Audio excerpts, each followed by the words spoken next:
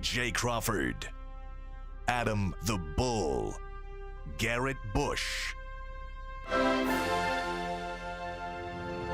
and so many big names, it would take me hours to say all of their names.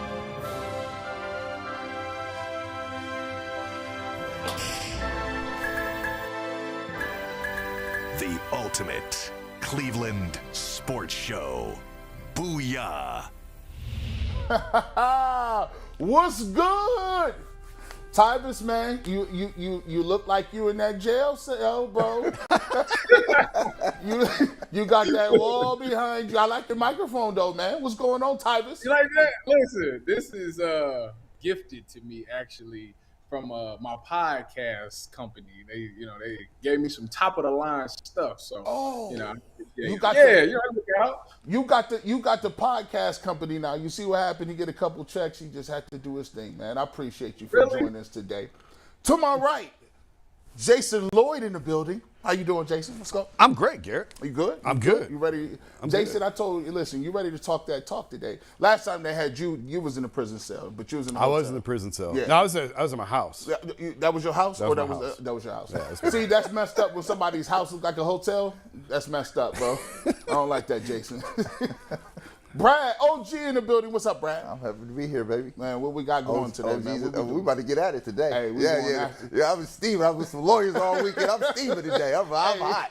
Hey, you know how we give it up, man. We come right off the bat. McNuggets was good, man. How you living good back there? We're doing good. It was a good weekend. We got Jason in the middle, not in the baby chair. Ooh, so Jason, welcome. I get a big chair. Yeah, I get a real chair. Today, and we got a lot on the docket to get to. So let's have a good one. It's Monday. It's Monday. Let's get to it. And first and foremost, Deshaun Watson definitely is the topic of conversation. You look at it, the league has stepped up and said, all right, we're gonna do the appeal thing.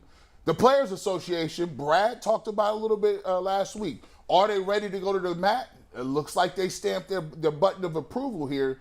And now you look at it right now, the suspension conclusion is up on the board, 6-game suspension without pay. Can only use Brown's team masseuses. That was a little shot. Threw that in. Don't go nowhere else. And must stay out of trouble. So this was what Judge Sue L. Robinson put down. And this was the actual thing that the league said, no, it should be more. It should be stiffer. Now Mr. Harvey is in deliberation on what he wants to do, and make no bones about it. He is in cahoots with the NFL. I'll start with you, Brad, over to the right. Brad, is this something that they're upset with, or is this just a ploy to get to Deshaun Watson to say, you better be remorseful, you got to come on back? And basically what we're going to do is we're going to embarrass you a little bit here because you didn't say that you was remorseful. Sue Robinson said you didn't want remorseful. Your thoughts? Well, I'm not sure that the league is out here trying to embarrass them, right? I think the league is responding basically to the public pressure that's out here, right? I believe from the beginning they didn't think it was going to be all this smoke coming their way. Now they're catching smoke. And where there's smoke, they're trembling a bit, right? And so obviously it's a serious situation. Accusations are serious, right? But there is a process and procedure that has to be followed to accomplish the goals I think everybody wants to. I think anybody sitting in any one of our seats thinks one thing. We just like to see the process play itself out in a fair and honorable way. Now you bring Harvey in here to adjudicate the case. I mean, this has been pretty much tantamount to inside trading. He want to help shape the player discipline policy with the NFL. I mean, he is already in cahoots with Goodell. How is this, lack of a word, of arbitration even clear and fair here? Because you've already got somebody who is not non-biased. He has to be biased to some degree.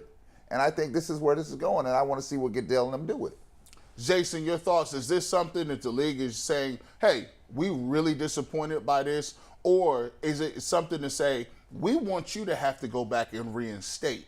So therefore, you got to prove to us again, after the indefinite suspension, you're really ready and done a lot of different things to get back into the league. Yeah, I don't know if it's going to be indefinite. I do think it's going to be significant. I think it'll probably be a year, if not indefinite. And as soon as Peter Harvey came up as the guy who's going to hear the case, I knew that name, and I had to do a quick Google search. I'm like, why do I know that name? And it's because it's Roger's henchman, more or less. He's a guy that they have deep ties. Harvey's ties to the NFL run deep. So, the Browns from the beginning have said that they've done their due diligence on this, and I know people sort of rolled their eyes on that. And I've come on here and said multiple times that it was my understanding, going as far back as when the trade was made, the Browns were cautiously optimistic that there was not going to be a suspension of significant amount of time. Kind of what you were saying, Yeah. Brad. I think they were thinking 6 to 8 range. Clearly that has changed. I tend to believe the Browns had a feeling from the league it was going to go one way, and sort of what Brad was saying, the public pressure has now sort of veered the league over to say, hey, you know what? Yeah, sorry about that. It's gonna be more than what we originally thought. That's something new I haven't examined. You're going on the premise that maybe the Browns did talk to the league. Maybe they floated it out there and they said, okay, well, this is preliminary 6 to 8, right? And then once the public outcry ratcheted up, Yeah. it was like, I want to be clear. I don't think that the Browns, no one has ever told me that the Browns had a number in mind before they made the trade. Right. In fact, I pressed a number of people in the organization, what are you thinking? And no one would ever give me a number. I just kind of deduced on my own, probably 6 to 8. I've said that all along. It would be around that 6 to 8 range based on past precedent. And that's where it fell originally. But I do tend to believe, and no one has told me this directly, just trying to put enough of the pieces together. I think the Browns made the trade believing it was going to be this, and public pressure has pushed the NFL now over here. Well, because I want Tyvus to punch in here, because Tyvus was a member of the NFLPA, right? Which I think is doing a how can I phrase it? trash, Disservice. garbage, Awful. horrible, It is awful, and then no good, very bad it's look. awful to the extent Stealing of, money is what you want to say. it's stealing your money. That's the guarantee, bro. Bro, here, because I would say this: if you you dissect Peter C. Harvey, just dissect the guy that got adjudicating the case, right? So he is not only tied to the NFL, he helped write the player personnel discipline policy. He helped in that. He's on the diversity committee. He's on the diversity committee, right? But hold on, we'll go back first. He's a prosecutor by nature, right? And let's go to the final thing. He specializes in sexual assault. How are you even hearing this? Right? You're already on the other. I mean, there's no way you could come to me and talk about this is a non-biased person that's willing to probably entertain the thing. He might be a fair and honorable dude, but I don't even like the seeds of it, right? Yeah. And how the NFLPA, Tyvus, is not up in arms because there's nobody pushing back for Watson. And it ain't even about Watson. Ain't nobody pushing back for the 10 years of people that come behind Watson. Yeah. And here's the sad part. The head of the NFLPA is making double what the Major League Baseball head of the union is making well more than the NBA head of the union is making, and they're killing the NFL and in their performance.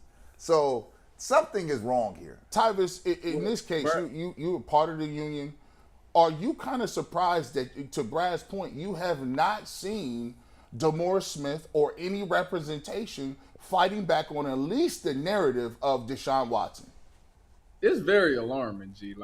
For them to get paid the money that they are getting paid, and for us to trust in them and believe in them, that because they say that we are your legal team. We're going to make sure that the NFL doesn't get over on you.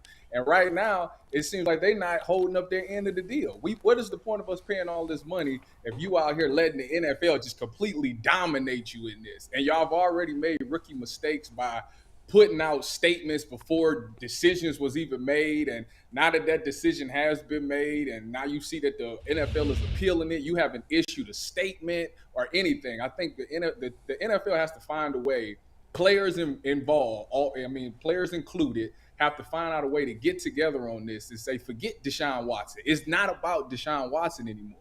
We got to find out a way to overcome this CBA deal that we've already agreed to, because it's terrible. We can't get to where we want to go, and it's not fair for us in any part of it. If this does happen again in the future, the same thing is going to happen to whoever it is. So we need to find out a way to make this thing fair so we all have a chance. Because that's all we care about. It's not whether or not Deshaun Watson should be punished. It's about, can we get a fair process? And that right there is what everybody is overlooking. And I give Tyvus a lot of credit because Tyvus is about one of the most fairest guys I know. Well, Tyvus from Warrensville, so we'll leave that alone. We'll leave that alone. Right? So, I don't claim the Bedford thing. How you doing that? He from Warrensville. Hey, I went to both. I started in Warrensville and ended in Bedford. All right, well, I'm going to tell you this. He's fair, right? Let's just talk about it. Because this is, I'm clear about it, right? I said, let it go where it goes. If Watson did something, he's going to answer the bell for it. He's going to pay for the price. I said, but the process, Jason, is not fair here. They have taken Sue L. Robinson's decision, and now it's de facto the gospel. She took the evidence that she was given, and she came up with her professional opinion. She said, "A presumption of the evidence I have, I feel like he did this, right?" Which is fine. You also have 2 grand juries in Texas that I think is at least of a higher standard, right? Criminal. And they came up with a different conclusion, right? Not that they said he didn't do it, but we didn't have enough evidence to say that he did do it, right? So now how can you have one pit against the other, but when you hear the narrative on the street, it's only Sue L. Robinson's narrative, right? And somebody has to be there to at least keep the levels level and fair, right? And the NFLPA, to me, they're missing in action. I don't even see them, right? Not only this. So go ahead, Jason. What do you want them to? What should they be doing? They should be advocating for the fairness of the process. process. How do you do that? Well, how you do it? First thing, you stand up and jump up and down and talk about, the hell, this ain't fair. This is not what we bargained for, right? We bargained for you to bring in your own henchman at the end. And then, why do we even do the dance? Brad, all they're going to say is that we agreed to a deal. And I take you back to that whole process when they agreed to the deal. All players was concerned about was getting paid and getting guaranteed contracts and not having to play that 17th game. But once the NFL compensated them for not even going to the 17-game season that first season, it kind of threw everything out the window. They didn't even pay attention to the trial or anything because in everybody's mind, we're not going to be the ones that have to deal with this. We're never going to be in this situation. And all we care about is the win. That's where we got burnt at. We got burnt on that because we didn't. And that's the problem. And the NFLPA did too because they told us that it was a great deal. Well, but here, that's what I said. That's the problem in the union itself. The one issue is that leadership has to. I told you, it's an incestuous relationship. If you don't create a line of demarcation here that everybody knows who's on what side. And there has to be players in the NFL that saw this coming. You couldn't tell me a guy like Richard Sherman, them who are smart people, right, didn't see this coming, right? And so what leagues do is they take a carrot and hold it out to the top guys at the top, right? And then the top guys don't fold, all right? So they go along with the ship, and then they sell everybody else down the river is basically what happens. But Tyvus, I'm wondering kind of what you were saying. As when you're bargaining a collective bargaining, when you're negotiating this, there are so many different components to doing a deal like this. Do you think this just sort of slid under the radar on the NFLPA because it's one of those things? I mean, how often does this come up? Roethlisberger, Ezekiel Elliott, like it's once every X number of years. And to your point, guys are like, well, this ain't going to be me. I don't have to worry about it. Do you think that this part of it, just because it was at the time maybe not as important as the money and some of the other stuff, that this part of the deal just sort of slid under the radar?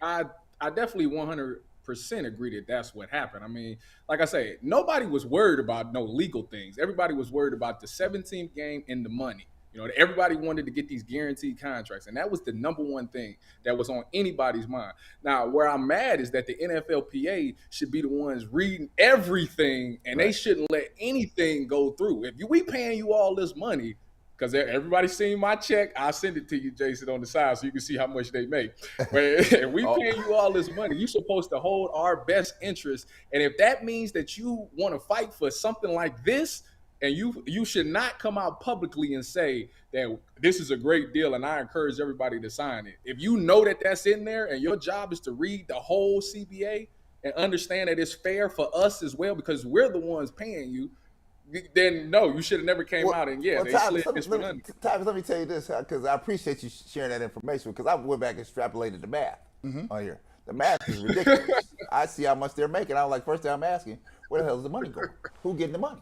And then the second thing I said, I want you just to hear, without you knowing the gory details, the head of the Major League Baseball Players Union, which is probably the best union in all the sports, right? Absolutely. Followed by the NBA, right? Yeah. The head of the union is making $1.5 million. They was paying Smith $5 million in the NFL. Wow. Now let me go to the NBA. Okay.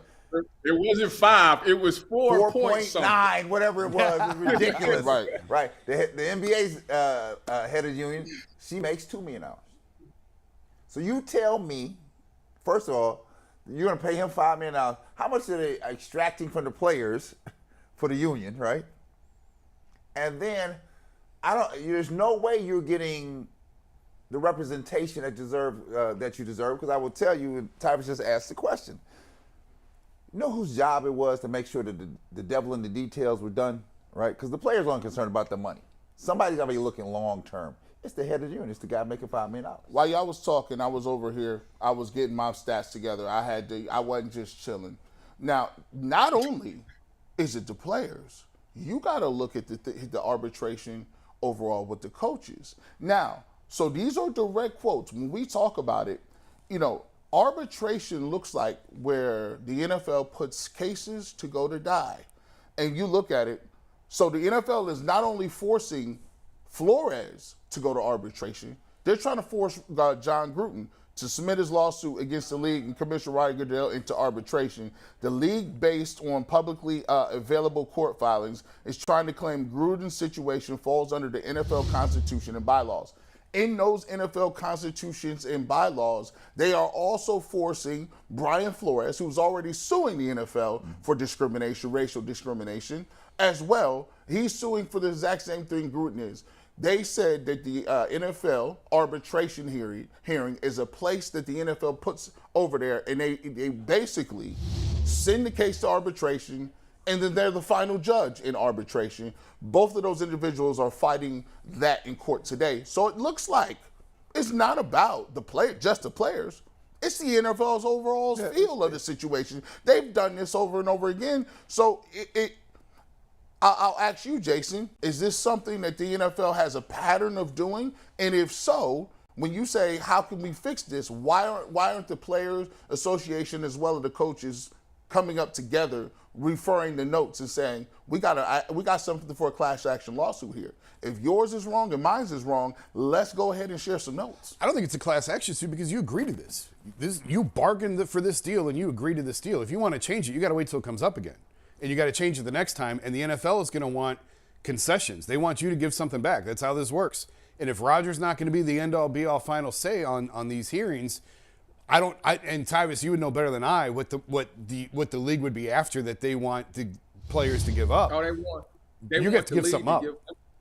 They want the players to give up the pensions and all the long-term care stuff. That's the first thing, because when DeMaurice Smith came in, he said that you guys want guaranteed contracts. He said the first thing that the NFL is going to ask for is that we're not paying those pension plans and that health care once you're done playing. That's a big ask for the people that's. Yes, they are going to fund those pension plans. Yeah. They absolutely are going to fund those pension plans. That's why your leadership at the top got to be on top of their job here. They're going to fund them pension plans. You got people walking around here with CT and all kind of nonsense. Yeah. I mean, I'm watching these guys come to the gym later on in life. These are guys like 25 years out of the league, and I'm like, man, you barely getting around. Can you explain to me? And I did a random blog on this, and sometimes I just don't feel the media does a really good job of this. When they did the CTE concussion stuff, right? Yeah. There's about $1 billion+ in that fund to be dispersed to players who have injuries, long-term injuries. That was only after they first disputed. Then they used racial norming in order to eliminate half of the African-American not the quarterbacks, but African-American players in general. And the league said, yeah, you're right. This is probably a bad thing we're doing. We got to wait to find something else better to and so my thought process is, Why is it not even a Players Association on that level gone after the league? Because here's the thing, to me, the league does something, the players don't say anything, they kind of fix it, they go on to the league does something again. Why is the Players Association not proactive in going after them on certain things that they know they can win? That's a slam dunk case. They're just not very good.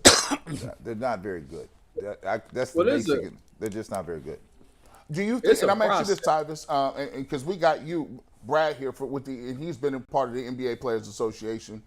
The NFL, and you cover the NBA. The NBA and Major League Baseball have shown that they will go lockout. Oh, we'll leave. They'll strike. We'll leave. Tyvis, do the NFL players have that same stomach for saying we're at wit's ends here? This may be the only way we can get things changed. Well, that's the thing, G.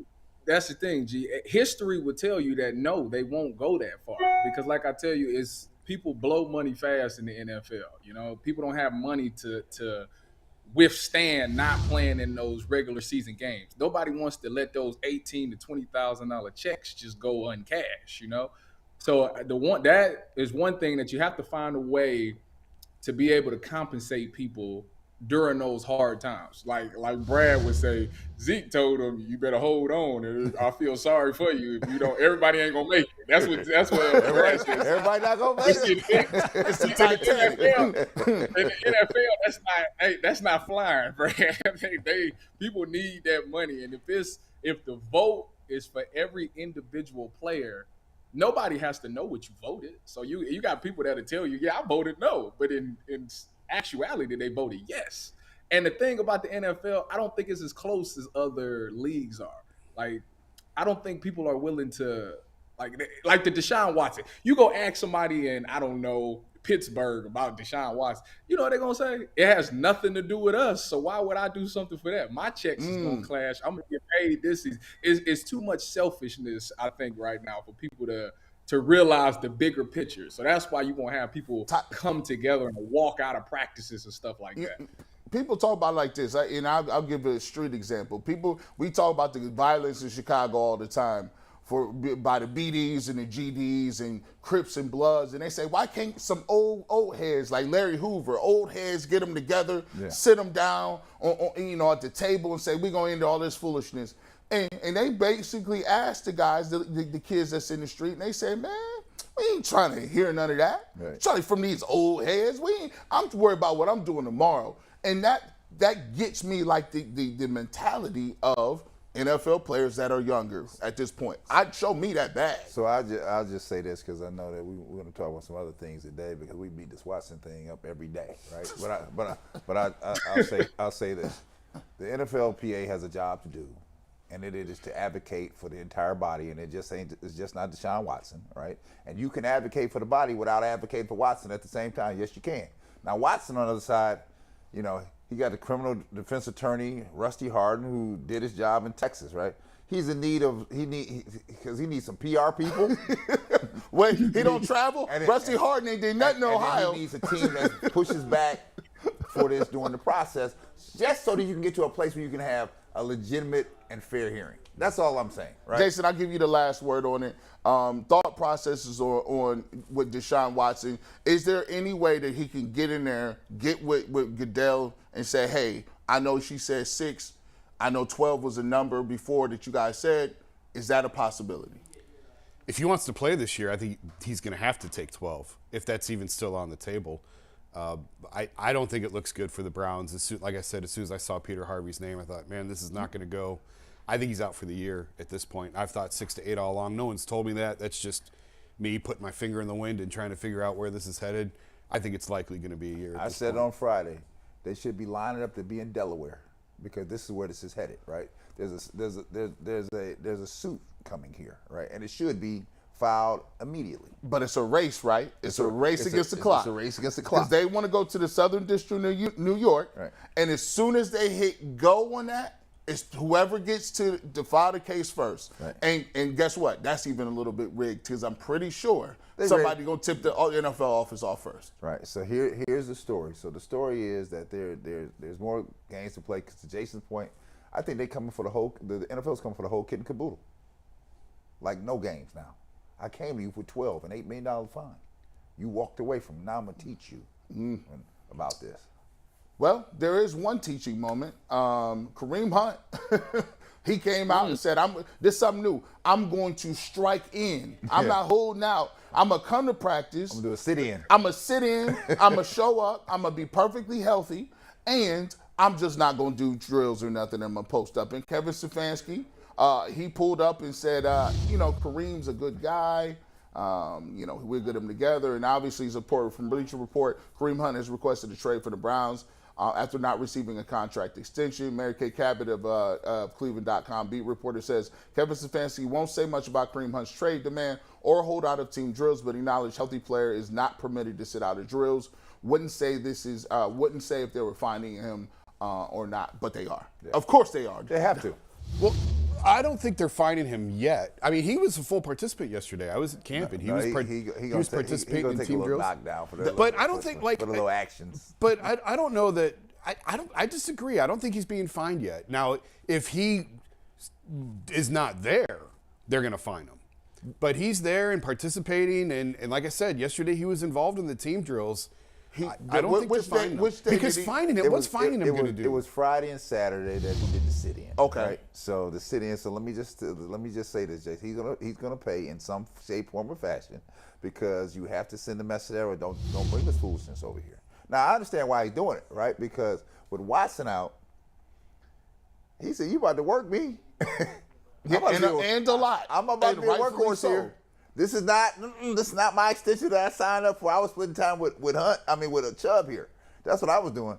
Now if Watson is out and Jacoby Brissett is the quarterback, I'm about to be a workhorse here, which is good for me in the end because, the chance of bringing him back next year, he won't be probably slim. He won't be back. Right? But he like, no. You're gonna work me. You're gonna compensate me for this extra work here, and it has been done before. I played with guys on prominent teams in the NBA that were looking for extensions during the year, right? Mm-hmm. One of them I won't call any names. One of them that I backed up. We would throw him the ball up ahead, right? And then the ball would go out of his hand, would just go through his hands, right? This side we knew the game was on. He would do like this. I don't even know. Like, what's going on my nubs right now? Coach be like, Brad, go get him. Get him up out of here. Now, Jason, does Kareem Hunt? We all know, right? This is his contract. 2 years, $12 million, 5.5 guaranteed. He's gonna be a free agent in 2023. Does he have any leverage whatsoever? No, he got none. What leverage does he have? Like, first of all, he's a backup. Mm-hmm. He's not even a starter. He's a backup. He's good enough to be a starter in the NFL, no question. Yes. But on this team, you're a backup. He's coming off injury, barely played last year. Now, some of that, maybe if the Browns were in it late in the year, maybe he's back on the field. But the numbers are the numbers. He did not have a good year last year, and you're a backup. What are you doing? And by the way, the team has far more important issues going on right now than you. Read the room, dude. So I don't know what he's trying to accomplish here. And Brad, I hear what you're saying about you're going to work me. Well, guess what? The Browns were the team that gave him a second chance when no one else was going to touch him. They jumped first. He's the one that signed the contract, and he has not outperformed that contract. Well, so you have no leverage. You have no leg to stand on. Get out on the field, have a great year this year, put up your numbers, and get paid next year. Tyvis, tell Jason, that was yesterday's news. It's a new day today. It's a new day today. Tyvis, have you dealt with a veteran? Say you in the back end, right? Have you been there when veterans, you backed up Sherman, you was with the Legion of Boom. Have you been ever in camp when you said, man, this dude won his bag, and all of a sudden he just like, I'm not showing up? No, not necessarily. A lot of those guys were pretty professional about it. They are more of the I'm gonna show up, but I ain't doing nothing type thing. Like I'm gonna make sure that I don't get fined because I'm gonna show up for practice, but I'm not about to take no reps that I don't need. And a lot of the coaches understood what the situation would be, especially in Seattle. They were very lenient towards those things. But yeah, no, and Jason's wrong. Jason, you're wrong. Tell me why. Kareem Hunt has some type of leverage. I mean, this is first of all, running backs get hurt a lot in the NFL. That's one. Two, For sure. you need a guy who's proven. Yeah, Dearness Johnson has a couple of games last year, but They got Kareem a guy who's Hunt- proven. Nick Chubb. Oh no, okay. He goes down. What happens? You got Dearness Johnson. You got the rookie Ford. You've got other options. So I'm now- going to throw up. don't- now, Go down. now we banking on a 5th rounder. Okay. I'm about to say we're not about to put our chips On a all fifth on rounder. a guy that we haven't seen in the NFL play yet. Not at all. Kareem Hunt definitely has some leverage with this all going on. Everybody knows that he is going to be more featured this season because of the Deshaun Watson information, and two, he scores a lot of touchdowns when he is healthy enough to play. Now, last year he was hurt and he is coming off an injury, but he's been looking really good this season. So, with that being said, I want to get paid. He's 27 years old, going on 28. Everybody knows that the shelf lives of running backs is not that long in the NFL. So you got to hit that check when you can hit that check. And that's exactly what he's going for. All he wants is some stability and show me that you care for me and that you love me and that you appreciate my services while I'm still young. That's basically what he's coming to them saying. If not, trade me to somebody else that will. Because, like I said, this might be the only time he has the chance to really get a bag. Well, we've seen this before, right? Like David Njoku basically went to them and said, trade me. When they drafted Harrison Bryant, when they signed Austin Hooper, Njoku looked around and said, there ain't no room at the end for me. Get me out of here. Browns wouldn't trade him. Right. Kevin Stefanski went and actually convinced him to sort of buy back in, get back in the boat. And now they've rewarded him with a contract that, frankly, I'm not sure he's earned. But now they've made him one of the highest paid tight ends. And he's the one that stuck out after, well, Harrison Bryant's still here, but now Hooper's gone. And real quick, they did it with Baker. Like Baker requested a trade. They said, no, we're not trading you until Watson changed his mind. Before you get that, Brad, you want to have a comment on that. Let's get McNuggets. You got somebody on the hotline ready to jump in. And before we do that.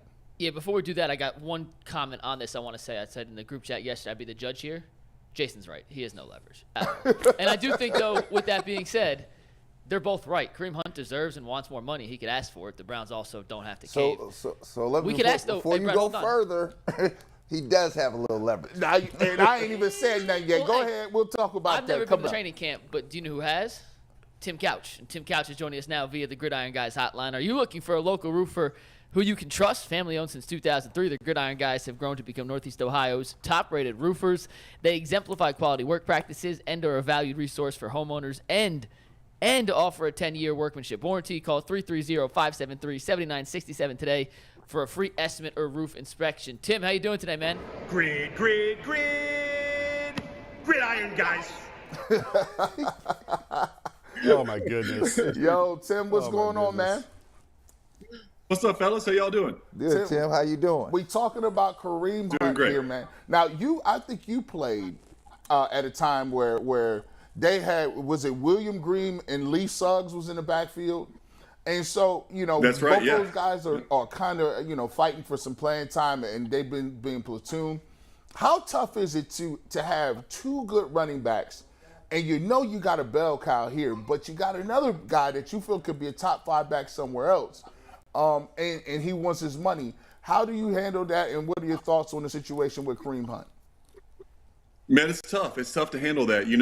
Looking at it from Kareem's point of view, I think he's probably looking at what the top backs in the league are making right now, and he feels like he could go out and be one of those top guys if he was, a number one somewhere else. He's obviously not going to be that in Cleveland with Nick Chubb. But, I think he probably, this is a guy that led the entire NFL in rushing a few years ago when he was with the Chiefs. So he feels like he's a top guy in the league. He probably feels like he should be getting top dollar. So, and it's hard to argue with that. The guy's a talented guy, but, in Cleveland, all he's going to be, is a, part of a 1-2 punch with I can understand his frustration and where he's coming from. And, I think you guys mentioned, he probably does feel like he's going to get more of a workload this coming season with the situation at quarterback right now. So he does probably feel like he deserves to get more money for that as well. And, but it's tough. You want to keep everyone happy and you want to give everyone the football, but obviously you're going to lean more towards Chubb, and it gets to be a tough situation. But it's something that every team deals with throughout training camp at some point with one position or another. So I'm sure the coaching staff is well versed in how to handle this, and hopefully they can get through it and get Kareem happy and get him out on the field and be a productive player this year. Tim, I don't know how much of the conversation you heard before you came on, but Tyvis and I disagree on how much leverage Kareem has. I say he has none. He's a backup. He has all he's of coming it. off. He's a backup, and he's coming off a season when he was hurt. I don't care if they're going to use him more this year. He hasn't lived up to the contract he's already signed. So how much leverage do you believe, as a former player, how much leverage does Kareem have in this negotiation?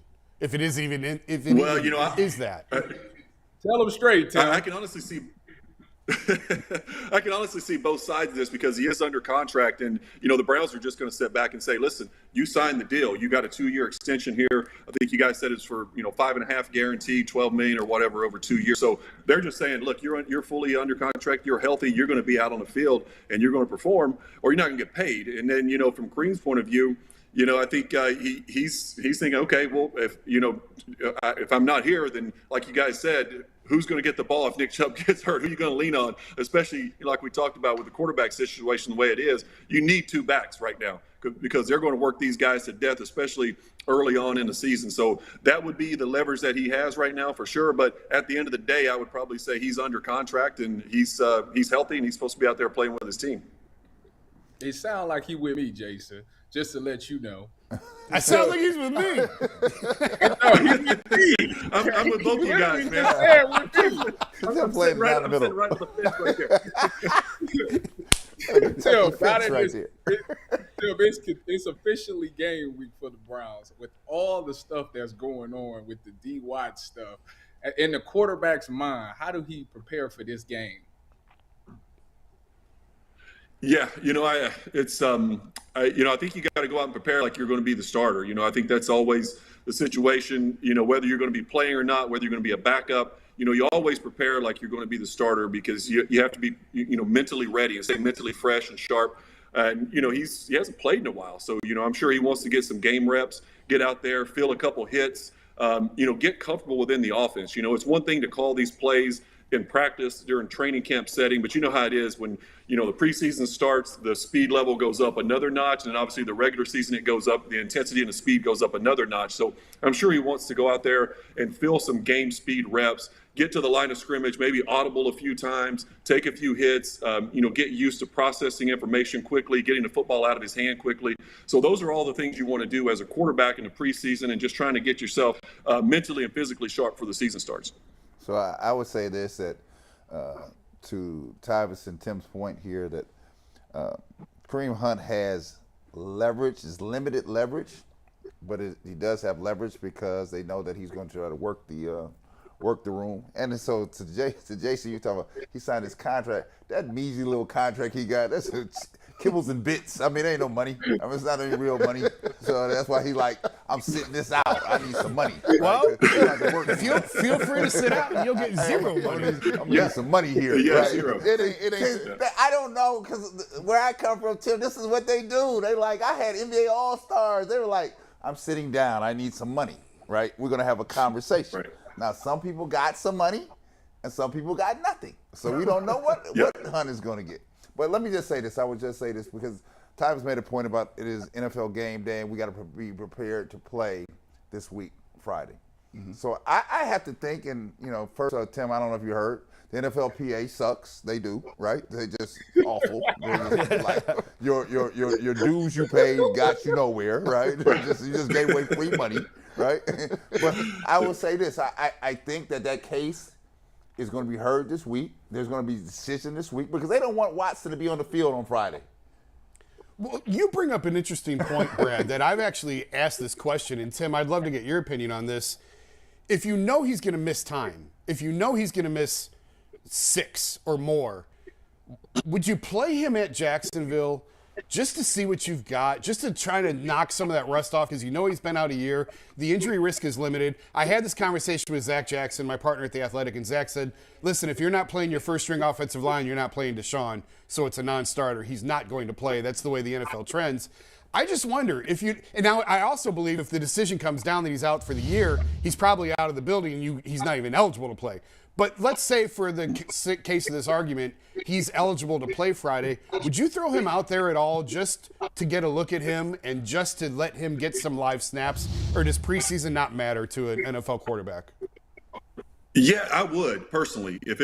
If I were Kevin Stefanski, I would get him out there if he's eligible to play, obviously, and get him some reps. Like we've all talked about, the guy hasn't played football in a long time. So I don't care how talented you are. There's a level of rust there and, just getting used to the game speed again. So I would put him out there and get some reps, man. This is a new system for Deshaun, new players in the huddle with him. I would get him as comfortable as I possibly could.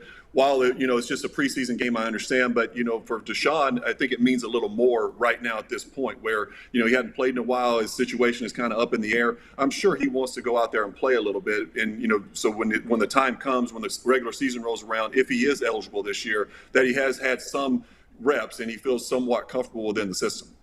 Tim, I'm going to take that a step further. I'm exactly with you. Listen, I'd mess around. I'd throw a whole PR strategy together because he good. He gonna come out there and look nice. He gonna come out here running around doing his thing. I play him a whole doggone half. They'd be mad at me. I play him a whole half, and then people will be like, "Wow, this kid is so good, but we can't have him because he's under suspension."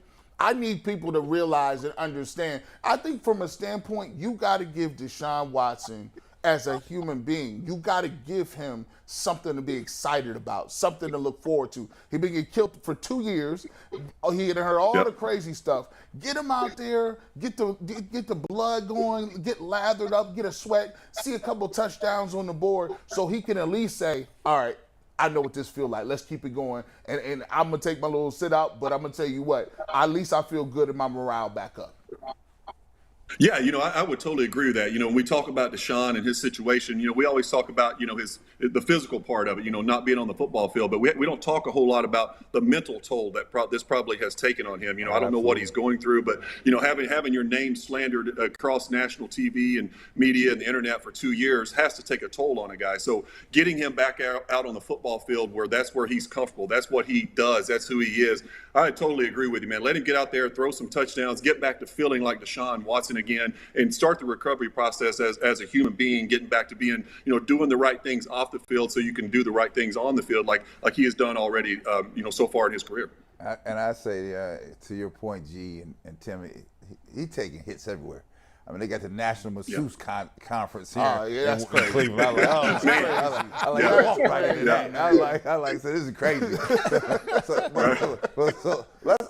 Let's talk about this, right? Because the way this set up, Tim, the way this is set up in the NFLPA and the collective bargaining agreement with the NFL, the decision from Harvey is supposed to be the final and just the final determination of this case. Mm-hmm. So which way it typically is probably going to trend. So they have to be ready to file. The only way he's hitting the field on Friday is they're going to file for a temporary injunction to have some relief here. Right? That's the only way he's hitting the field here. And if they go that case, it's going to look more like Ezekiel Elliott and Tom Brady for him to hit the field. So he may be playing the first 7-8 games, but when he come to it, because the other way, if you go the other way, they don't want no parts of him being around here at all. Yeah. None.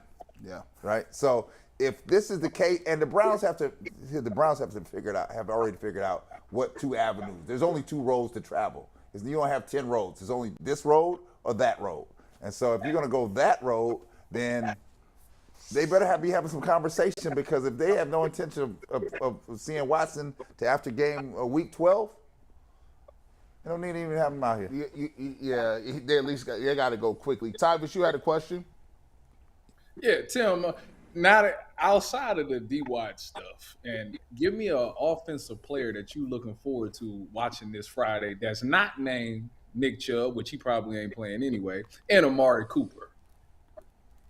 Yeah, I think from what I'm seeing and, notes coming out of training camp and stuff, the young wide receiver, Michael Woods, I think a 6th-round draft pick, a guy that, you're not expecting too much out of right away as a 6th-round pick, but he's really stepped up. The Browns have had some injuries in the wide receiver room. Some guys have missed some practices, and that's given him an opportunity to step up. And, man, they have to be really excited about that kid and the way he's been able to, get himself ready to understand the playbook, to go out there and, show what he's physically capable of. You got to be mentally right before you can get physically right on the field. And the way he's picked up the playbook this quickly, and he's able to go out and perform right now, and he's making plays all over the field on a daily basis in camp. So I'm looking forward to seeing him play. And then maybe on the defensive side of the ball, a guy like A.J. Green, a guy who went undrafted, and he's already performing out in training camp right now, and hearing some good things about him as well. So some of these younger guys, it's going to be fun to see, what they can bring to the team this year. Tim, I want to circle back. We've beaten the horse to death, but I'm going to pick up one more leg and drop it again. Keep coming. It's going nowhere anytime soon. But no, if Deshaun's out for the year, and that's the final answer, I maintain you have to go get Jimmy G. There is no other choice, because right now you've downgraded the position. From Baker to Jacoby Brissett is a downgrade. Right. And you can't go into a season with Jadeveon Clowney and Amari Cooper and expect these dudes to compete in October, November, and December when Jacoby Brissett's your quarterback and they came here expecting to play for a Super Bowl. Why? What do you see in Jimmy? I see a competitor, guy who's won at a high level in this game. He has his flaws.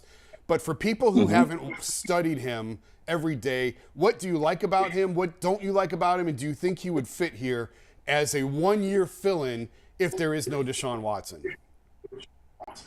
I think absolutely he would be a good fill-in for a year. You're talking about bringing a guy into an organization that has a great running game already, a great offensive line. There's not many quarterbacks that you can find, at that level that aren't going to be successful in that situation. So a guy like Jimmy, who's a proven winner in this league, he's taken a team deep in the playoffs. He's won a lot of football games. He's proven himself. You see his stats right there, 71 touchdowns, 38 picks. So you see he takes care of the football.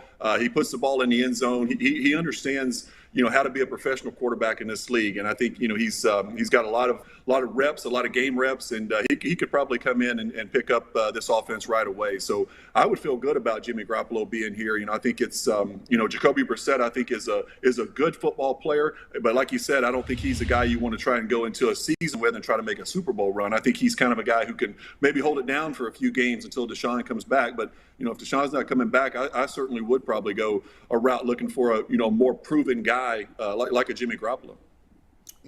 Tim, we talk about Jimmy G. There's a couple of things. You look at his cap number. I never thought about this. This is kind of crazy. It's like the Cleveland Browns are in the same position as the 49ers. You take a look at, they traded 3 picks for Trey Lance, right? And then Trey Lance didn't play the first year, right? We traded 3 first-round picks for Deshaun Watson, and he didn't play the first year. But the guy that was the common denominator is Jimmy G. He started in place for Trey Lance. He didn't see the field like that.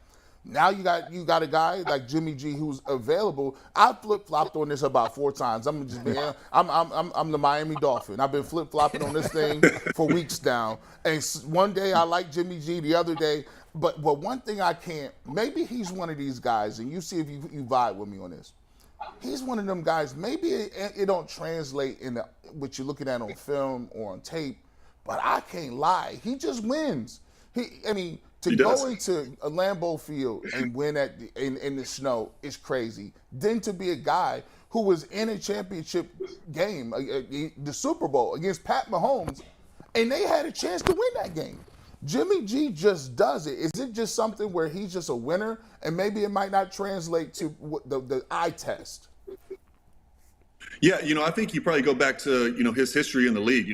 When he came into the league, he's sitting behind Tom Brady. You're sitting in a meeting room with Tom every day watching the greatest ever do it, prepare and study and get ready for a game and how to win games. And, there's an art to that, of how to take care of the football, when to be aggressive in certain situations throughout points of the game. And I think Jimmy G obviously picked up some of that from Tom. And, he learned how to win games in this league. And obviously being coached by Belichick, he came from a great organization where he learned how to do these things. And like you said, the stats may not be eye-popping, but the guy wins football games. He gives you an opportunity to win games. And, I think he does that by, not doing too much, not doing all the flashy stuff, but he takes care of the football. He makes the throws that are available when they're there. And if you give him a great running game like they have in Cleveland, I think he could be a very successful quarterback. McNuggets, you got a stat that you wanted to give really quickly, talk about this situation. Yeah, we talk about wins, and that's the most important quarterback stat at the end of the day. In his career, Jimmy G is 33-14 as a starter and 5-2 in the playoffs. I'm going to say that one more time. 33-14 and 5-2 in the playoffs. All right, so let me say one thing here. So when you look at Jimmy G, there's something here, and I'm just a person who knows sports. I mean, just players. There's something wrong, right? Because everywhere he goes, they don't really like him at the end, right? They don't The like him. team doesn't. The locker room loves him. No, the team. There's something about him that keeps him from staying on the team. Yeah. Where it's something because the people in San Francisco at the end they were done with him, right? You mean the Wait a fans? minute. Hold on. Wait. Yes. Wait, Brad. Wait. Yes. He Go ahead. wasn't. They weren't done with him in New England. That's not what happened. What happened was they forced Bill Belichick to make a trade. Robert Kraft said you have to trade Jimmy G, and he single-handedly picked San Francisco because he knew Kyle Shanahan was a great offensive mind, and he knew that Jimmy G would be able to flourish in that offense. That's how he ended up. Is he still in New England? No, he got traded. Okay. He got forced out. Is he being forced out of San Francisco? He is being forced out of San Francisco. So just stay with me now. So no matter what you say, this is what's happening here, right? I'm not saying it's a fair label. I'm saying this is what's being attached to him right here. You can listen to the national pundits. They all got different interpretations of Jimmy G, right? And all of them not glorious. They're not. Well, right? But I'll say this though. I don't think the Browns can make a move on Jimmy G till they figure out what happens with Watson. Of course. Right? So this Jimmy G conversation is going nowhere till we figure out how Watson playing his hand. So here's the thing. If we take it that Watson is 12. So we'll say Watson playing this year. Say it's 12. Does it make sense if they go get Jimmy G in his 12 games? Here's where it gets difficult, and I think I mentioned this last week. If it's 12, now Deshaun's contract counts for this year, right? Which means his contract counts for next year. So he's $55 million against the cap next year. Right. So right now they've got all this cap space that they can roll over onto next year's cap. Right. But if you go get Jimmy, you can't roll that money over. You're giving it to him. Now you can restructure his deal a little bit, but I think that really puts them at a difficult spot. I still think you really have to look at making that deal because I don't want to play 12 games with Jacoby Brissett. I'm fine with 6, even 8. I don't want to play 12 games with Jacoby Brissett. Take this, and I want everybody. I want Tim. I want Tyvis to weigh in here. Everybody on this panel. What do you think the odds of him coming out on the top side of this thing with Harvey is? Slim to none? Slim. 0. Slim to none, right? Tim, slim to none, right? So that Slim to means none, Tyvis slim to none? None. All right, so now that only leaves one avenue here. There's really only one road here for him to be playing this year. To walk into Delaware court or any jurisdiction that's favorable, that he feels is favorable to him, to give him a chance to play. And if that's the case, he's getting the first 7-8 games in here before they'll deal with this thing, right? So if that's the case, you still going to get Jimmy G? And Tim, I'm gonna put you a quarterback. It all goes to me. The question is, how high can I go if I don't got Deshaun Watson? What is my ceiling with Jacoby Brissett, and what is my ceiling with Jimmy G? If my ceiling with Jimmy G is I can get to the playoffs, if I can get to the playoffs, I just saw the Bengals run through some stuff. If I get to the playoffs, I can give myself a chance. Do you feel Jimmy G could get you there to a place Jacoby Brissett couldn't? I do. I think Jimmy G's a better football player. I think he's more of a proven guy in this league. I think Jacoby Brissett, you're talking about hopefully a guy, if he's in there for 6 games, you're hoping, to maybe go a couple games over 500, maybe flirting around 500, just to, win some games and, pull out a couple close games at the end. I think with Jimmy G, you're talking about a guy, if he comes in, you're thinking, we heard his win-loss record since he's been in the NFL. You're thinking about a guy who can take you deep in a playoff run because he's done it before. He's been there, done that. He's proven. So, yeah, I would probably say Jimmy G would certainly be an upgrade and somebody that would raise the expectation level way higher if he's the guy in there under center. All right, Tim, and I'm glad you said that, right? Because I don't think there's any question that he has delivered wherever he played at a high level for most times that he's been in both of his locations. Let me ask you this, though, Tim. You've been quarterback in this town. So Jimmy G, we bring him in here, and he plays good football here, right? Mm-hmm. And then at some point, Watson becomes available. What happens here?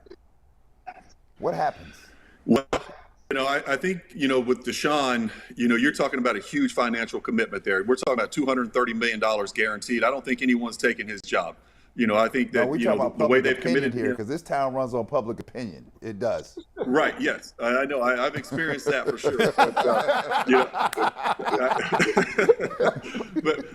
I think still, even I don't think it matters how well Jimmy G plays. I think the fan base is always going to say we want Deshaun Watson in there because we're talking about probably a top 5 guy in the league with Deshaun when he's healthy and in there under center. I think they're always going to want to see Deshaun in the game if he's eligible and able to be out on the field. So I understand the question. I think where you're going, but I think at the end of the day, people are always going to want to see Deshaun because we're talking about like I said, an elite football player who is obviously a better player than Jimmy G, who can take you to places that this franchise hasn't been before.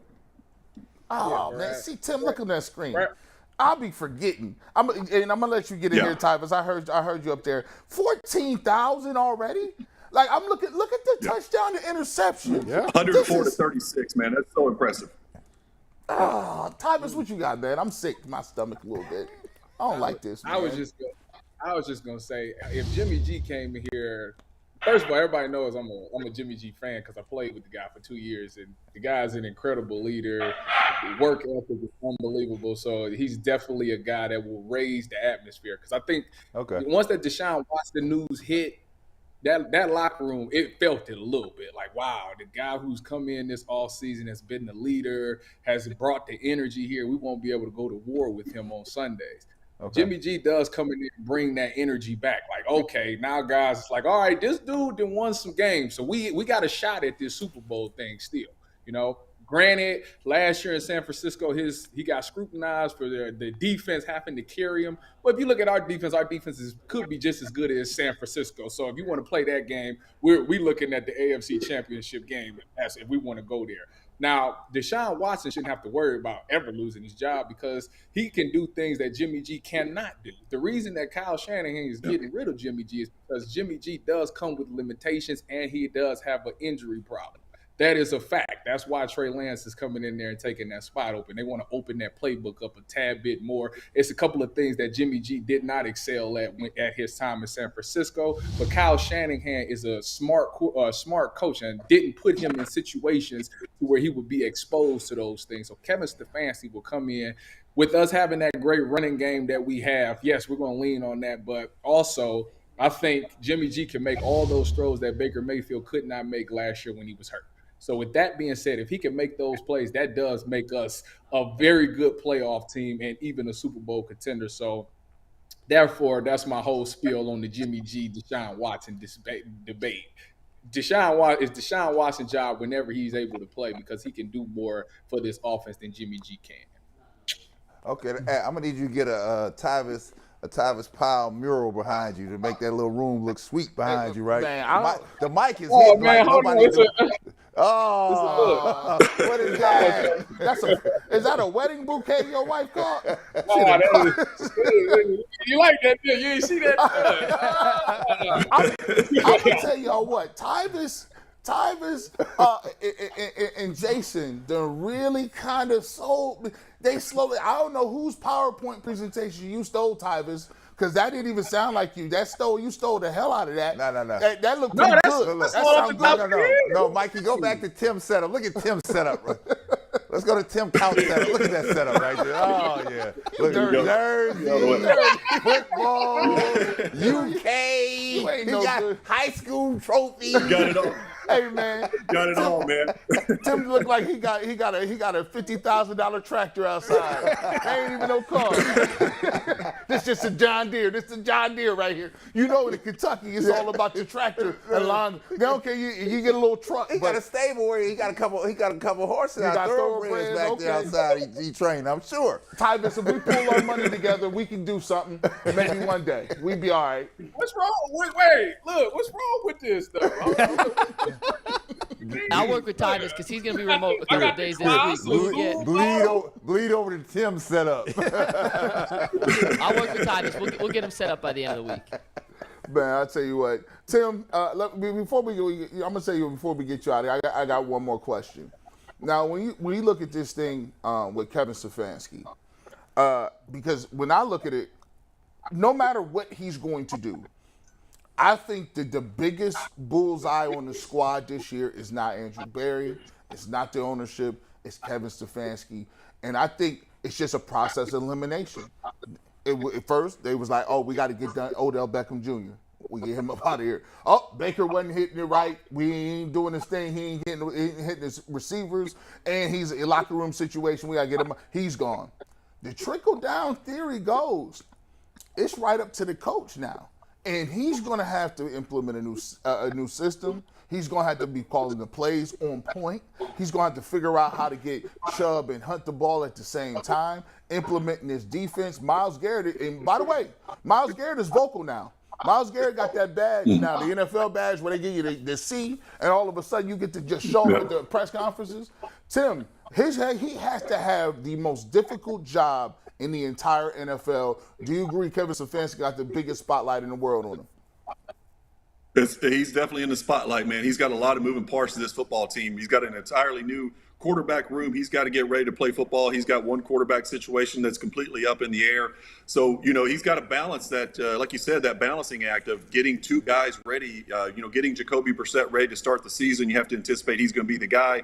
And then, trying to get Deshaun Watson some reps and getting him, familiar and comfortable within the system. And, Nick Chubb and Kareem Hunt situation, trying to figure out how to keep those guys happy, keep the football in their hands. So there's a lot of moving parts to this football team right now. And he is absolutely probably, I can't think of anyone else under more of a spotlight as far as head coaches go coming into the season. And he's got a very talented roster that everyone's expecting to make a deep run. So he's got to figure this stuff out. And, it's not going to be easy. Hopefully he can. I'd love to see him put it all together because they do have a lot of pieces in place to make a deep run. Yeah, Tim, you're absolutely right. I mean, I think the heat is on Stefanski to a degree, but I would tell you what, and it can only be amplified after Friday. First of all, we don't want Hunt walking around here like the hands, like he can't see, I can't catch a pass, something's wrong. Yeah. So we got to keep him together, right? And the worst thing that could happen on Friday is Brissett comes out and look like a bum. He ain't gonna play. They won't play Jacoby. He's not gonna play. If they play him on Friday, and he doesn't play well, the level going to they'll be on the phone. They call it Jimmy G. They call Tyvus to get to Jimmy G. Tyvus, you know how to get to Jimmy G? Tyvus got all the 49ers numbers, man. Hey, and Harbaugh. Hey, McNuggets, before we let him go, you got something. Yeah, Tim, before we let you go, we saw you posted something yesterday. You were on with CNN talking about the flood relief and how people can still donate to the disaster in Eastern Kentucky. Is it still open? How can people donate?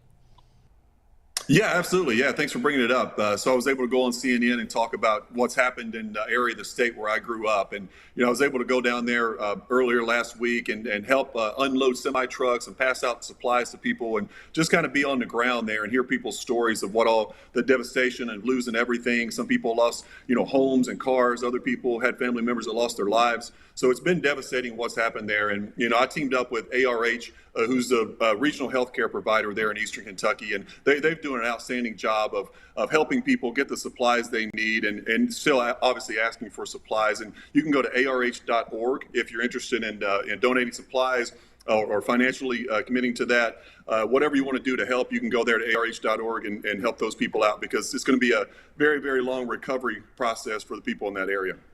Tim, thank you so much for joining us, and shout out to you for what you're doing in the community and doing things for people down in Kentucky who are in need. Thank you so much, and we'll talk to you soon. Sounds good. I appreciate you guys. See you next week. All right, Tim. now. See you, Tim. Tim Couch in the building. I tell you what, man, we talked a little bit about what's going on. This game is rapidly approaching.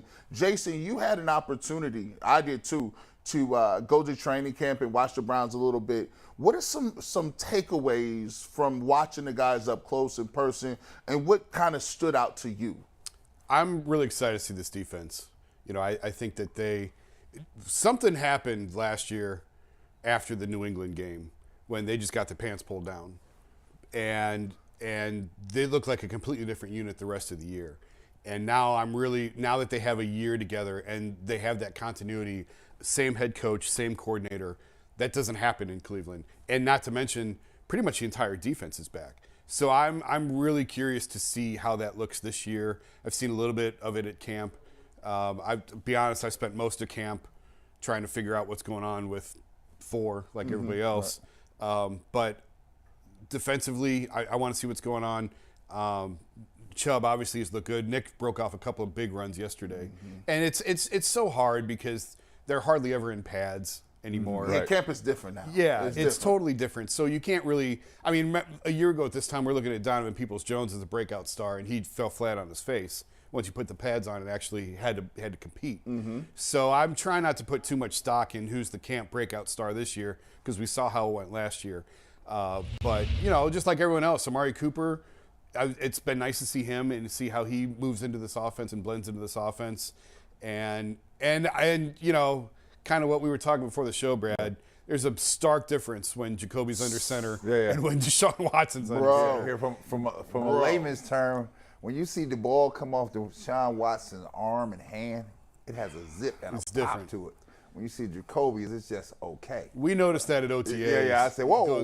When you see it, it's like, whoa, this is different. Yeah. Then the other thing I saw, and Mike, I don't know if you can pull this up, there was Amari Cooper running a route the other day, and it was full speed, and he had a couple DBs on him, and the way he shook them to get open, his precision in route running, it was unbelievable. I mean, this is like a super Allen Iverson crossover that he gave, and and they fell down, got stymied, and he got free, and I was like, this thing is unbelievable. So if he can be to the receiver that I saw at Alabama, and I don't know what happened in Dallas because he was rolling in Dallas for a while. If he's that guy, then we have that guy. We just need another guy on the other side to give me something. You know what? This gonna tee Tyrus up perfectly. The first thing that stood out to me was like, hey man, these cornerbacks is big as hell. Like they got these dudes is the AJ Green dude. I was looking around and said, who is that? They said, oh, that's AJ Green. I said, he that big in real life? They got corners with Link. Emerson is a long, big Emerson's corner. big. He's big. I thought that was a linebacker. But these guys is out here moving, getting in position. It was one route where he looked like he morphed and just was like, no, I'm here. Let me knock that down real quick. You're not getting that rock. The secondary, to me, was the most impressive because Denzel Ward was on the side doing yoga or something. He wasn't even there. Myles Garrett was on the side just taking pictures and throwing the football. They was like, he got the definite green light. They just don't even let him do nothing. They just go over there, Myles, go play football with the kids and sign autographs. We'll catch you next week. But even when we were on the field, I just noticed the defense had like Jason said, it had that level of swag, that level of energy where it was like, oh, we know what we're doing. We ain't even put the whole thing in yet. We ain't even started moving safeties around. John Johnson looked good. Delpit looked like he was just out there like he was back at LSU. He's got to stay healthy. Man, I want to see him stay healthy for a whole year. Because he's the key to me. To me, the key to the defense is two people, JOK and Delpit. And if they could get Delpit back there, we should be good. Tyvis, I'm telling you, the DBs back there is moving around. What is an advantage of see, you a bigger corner yourself. They put you in a dime package. I can't give you too much because you're already happy. Look, you're gonna use that against me next year. You said G. Bush, I was the biggest corner.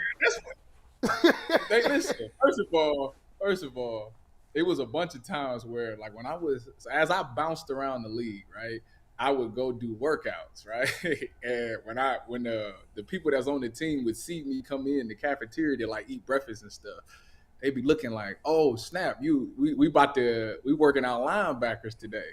And I was like, no, dog, corner or safety. They'd be like, what? The biggest corner we can see. So, but yes, it's a movement. And it's all because of Richard Sherman and Brandon Browner. They started that tall corner thing. And if you remember correctly, I told you that Joe Woods came from San Francisco. So they running that defense that San Francisco was running, which originated in Seattle because Robert Saleh was the one that installed it in Seattle. Anyways, that defense always required to have taller corners because you just want them to be over top and you really want them to take away the deep ball. So you want them to stay over the top and blanket these little wide receivers. So that's why that you'll see all our corners is tall except for G. New and Denzel. With that being said, I really like hearing you say that the secondary is doing really well. I mean, the LOB was the whole secondary. If that secondary comes together, it opens up things. It allows you to call those blitzes and run those stunts because I got guys on the outside that's going to lock these receivers down in man-to-man. That allows me to play with house money on the inside. I can dial up all kind of stunts, twists, and blitzes that they won't be able to pick up and don't have to worry about getting beat deep on anything because I got these corners. So to hear those guys stepping up and making those plays and having AJ come along, which I'm very thrilled with AJ, to be an undrafted DB and be able to be in this same system for 3 years and everybody's talking about how he's making all these plays. Well, it was destined. Last year, he came in a couple of times. Actually, during his time in Cleveland, he stepped in a couple of times in games and made plays. So he's already shown that he has those big play making ability, and he's a guy that they can depend on. Him being in here and being this cheap, the question is, will he make an impact this season? When you got guys like G. New stepping up and going to the press and saying, yeah, if he was on another team, he'd be start.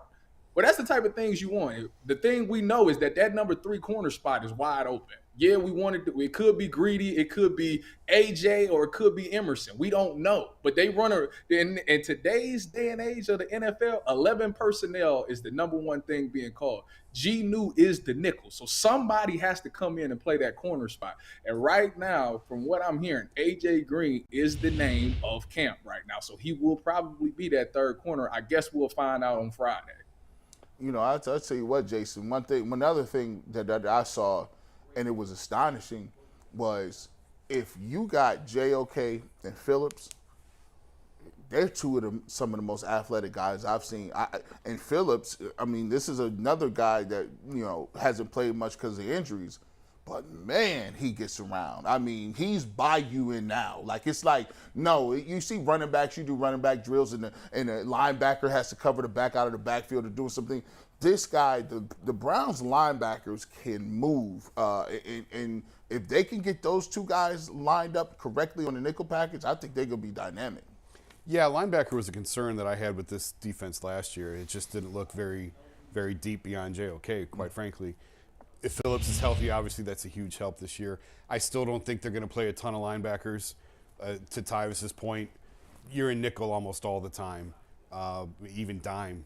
So beyond JOK and Phillips, I don't know if they need those guys to stay healthy, obviously. And beyond that, I don't know how much depth really they're going to be able to show, because it's just a position that, I mean, Tyvis, correct me if I'm wrong, linebacker seems to be going away almost in the NFL. No, for sure. You know, Joe Woods do a lot of talking about wanting to run this 3 safety look.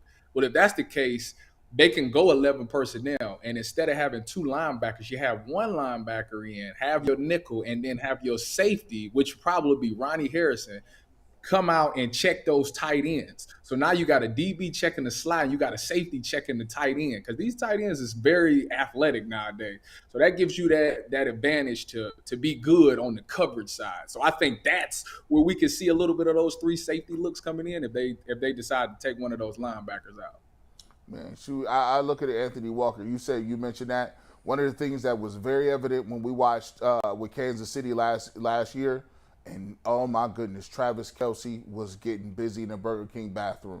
This man was giving him work, and I understood he ain't had nothing for him. I understood he ain't had nothing for him. That's Kelce. We know he's a one-name person. That's Kelce. But once again, you can't have all them linebackers on the field. And I'll tell you something else too, Brad. I'll ask you about this. If the Browns can get some solid play from a few defensive tackles, Perry Winfrey, I saw him there. I did the eyeball test. He looks like a person that you don't want to go next to when it's about dusk outside. 7 o'clock, you crushed your pearls, no bags, nothing. He looked like a mean dude. You don't want to see him in no alley. But it's yet to be seen whether or not he's going to live up to that kind of talk yet with Myles Garrett and Jadeveon Clowney. Are you a little nervous about the no-name gangsters in the middle? Well, I mean, I think that's the key to Clowney and Myles Garrett. I mean, somebody up front has to give a push to allow them, the offensive line, to be able to be concerned that there's a push coming on the inside, which frees up Clowney and Garrett. So that has to be done. And I'm to the point like what Tyvis was talking about. I mean, if we got to be able to cover, right? So if we're getting away from this linebacker setup, when I see JOK, he's not a big guy. Not a big guy at all, right? So that's different from the LTs that I grew up and the Singletaries that I knew in my day, right? So it's a different game. So you better be able to cover, because now they'll get you sliced apart here with somebody that knows how to play the quarterback position. I'll take you apart. So we've got a number of assassins at quarterback in the AFC. So if this is where we're going, the one thing we cannot do is we got to have, to your point, push up front. We got to be able to cover. And the other thing, the third thing that nobody really talks, we got to stay injury-free here, because we are always troubled by when somebody goes down. Then actually, you bringing in some dude you ain't never heard of before, trying to hold down the fort. And we tripping. I tripped. I'm sorry, Tybus. I'm sorry. I got to go here. We didn't talk all this time, right? We didn't talk all this time about who looking good, who doing what. We mentioned a little bit. But let me just give you the up close and personal about Deshaun Watson. Let me keep it clear. There's a lot of people out there that think, well, maybe Deshaun Watson is a little bit better than Baker, right? Because that's the only quarterback we've seen. No. Deshaun Watson, when you go out there, a lot of people not going to get this. They're not going to understand it till you pull up on him. First of all, he came out in the orange spat. I don't even know where they give out orange tape at. It's fluorescent spat orange. He came out there looking ready to go first. Game 1, Tybus. He got out there. I'm telling you. And he's a mutant. He's X-Men. He had his Charles Xavier going on. He was just moving people with his defense, with his eyes, manipulating people, dropping dimes over here, no looks, smooth. And like to Brad's point, Jason, I seen him throwing a rock. It ain't that Jacoby Brissett is garbage. It's the fact that Deshaun Watson is that nice. Right. Do people quite understand what they got chilling right now on the sideline with Deshaun Watson? No, probably not. You're not going to see it. They're not going to know it until they see it in a preseason game. I think let's wait and see how the suspension goes and if he's able to stay with them. When the Eagles come to town for the joint practices, that could be his preseason right there, because it's a controlled environment, and coaches love that now. Coaches love the joint practices even more so than preseason games. But fans aren't going to really see what they have until he's out on the field. I mean, you can go back and watch Texans clips. Deshaun was the guy I wanted even before all of this. Mm-hmm. When the trade request first became public, I was the guy in favor of going and getting him because of just how special he is. I was talking to someone with the Browns who was watching film on him right after the trade went down. Okay. And said, and I'm going to condense this down to 10 seconds, but it was basically the Texans had the ball on their own 35 with 50 seconds left in the half, and I forget who they were playing, but it was over the middle, crossing route over the middle, boom, boom, boom, touchdown. Mm-hmm. And 18 seconds. He took him length of the field. He said, we didn't have that in our playbook last year. That was not that when Six was here. That was not in our playbook. Well, Jason, but Deshaun has that ability. He can go the length of the field in 30 seconds or less. Well, when you talk about it, Jason, those who've been around sports, it don't take you long to see the eye test. You know who can play and who can't play. I don't have to watch 4 quarters of it to see it. All I need to see is a little bit, and you can see that it pops off of Watson's hands. His game is different. It's elevated to another level. Now, when we get to see it around here, we have no idea, but this is not the run-of-the-mill quarterback that's been in Cleveland for the last 15 years. This is something different. And so the point is, the Browns have to decide which way they're going to play it. Are we playing the long game? That's when your Jimmy G comes in the game. Say, we're playing the long game here. We're just buying an insurance marker, right? Or are we playing the game let's just wait and see? That's I think it has the people around here so hyped up, because they see a window of opportunity. We put all the pieces in place. You just named a number of players here that should bring a quality to this team, that give us a chance, a real chance. The only question is, who's at the helm, and when is that person going to be at the helm? I say it, Tybus. It's like this, man. Do the fans have it the same way that the players in the locker room? Because to me, I explained to OG. I said, look, man, it's like you got a pair of Jordans that you've been asking for forever. You come to your mom said, we're going to have to open these up at school. These your school shoes. You done planned the outfit. You done got the fit ready. You got the J's put out. You done sprayed them down. It got all the repellent on them. You ready to go. You got a fitted to go. You done got you a cut. And all of a sudden, your mom come in on Sunday night, Monday before school starts. She say, you know what? Yeah, you've been acting up a little bit this last weekend. You like, well, what they going to give me? You like, well, I'm on punishment or something? Cool. I just take the. She say, nah, I'm going to hit you where it hurt. them Jordans you got, you ain't gonna be able to wear that to next school year. Your heart, you hit your heart. You be crying. You be like, you know when you can't even breathe, you done cried so hard. That's what it's like to have I'm not going to school.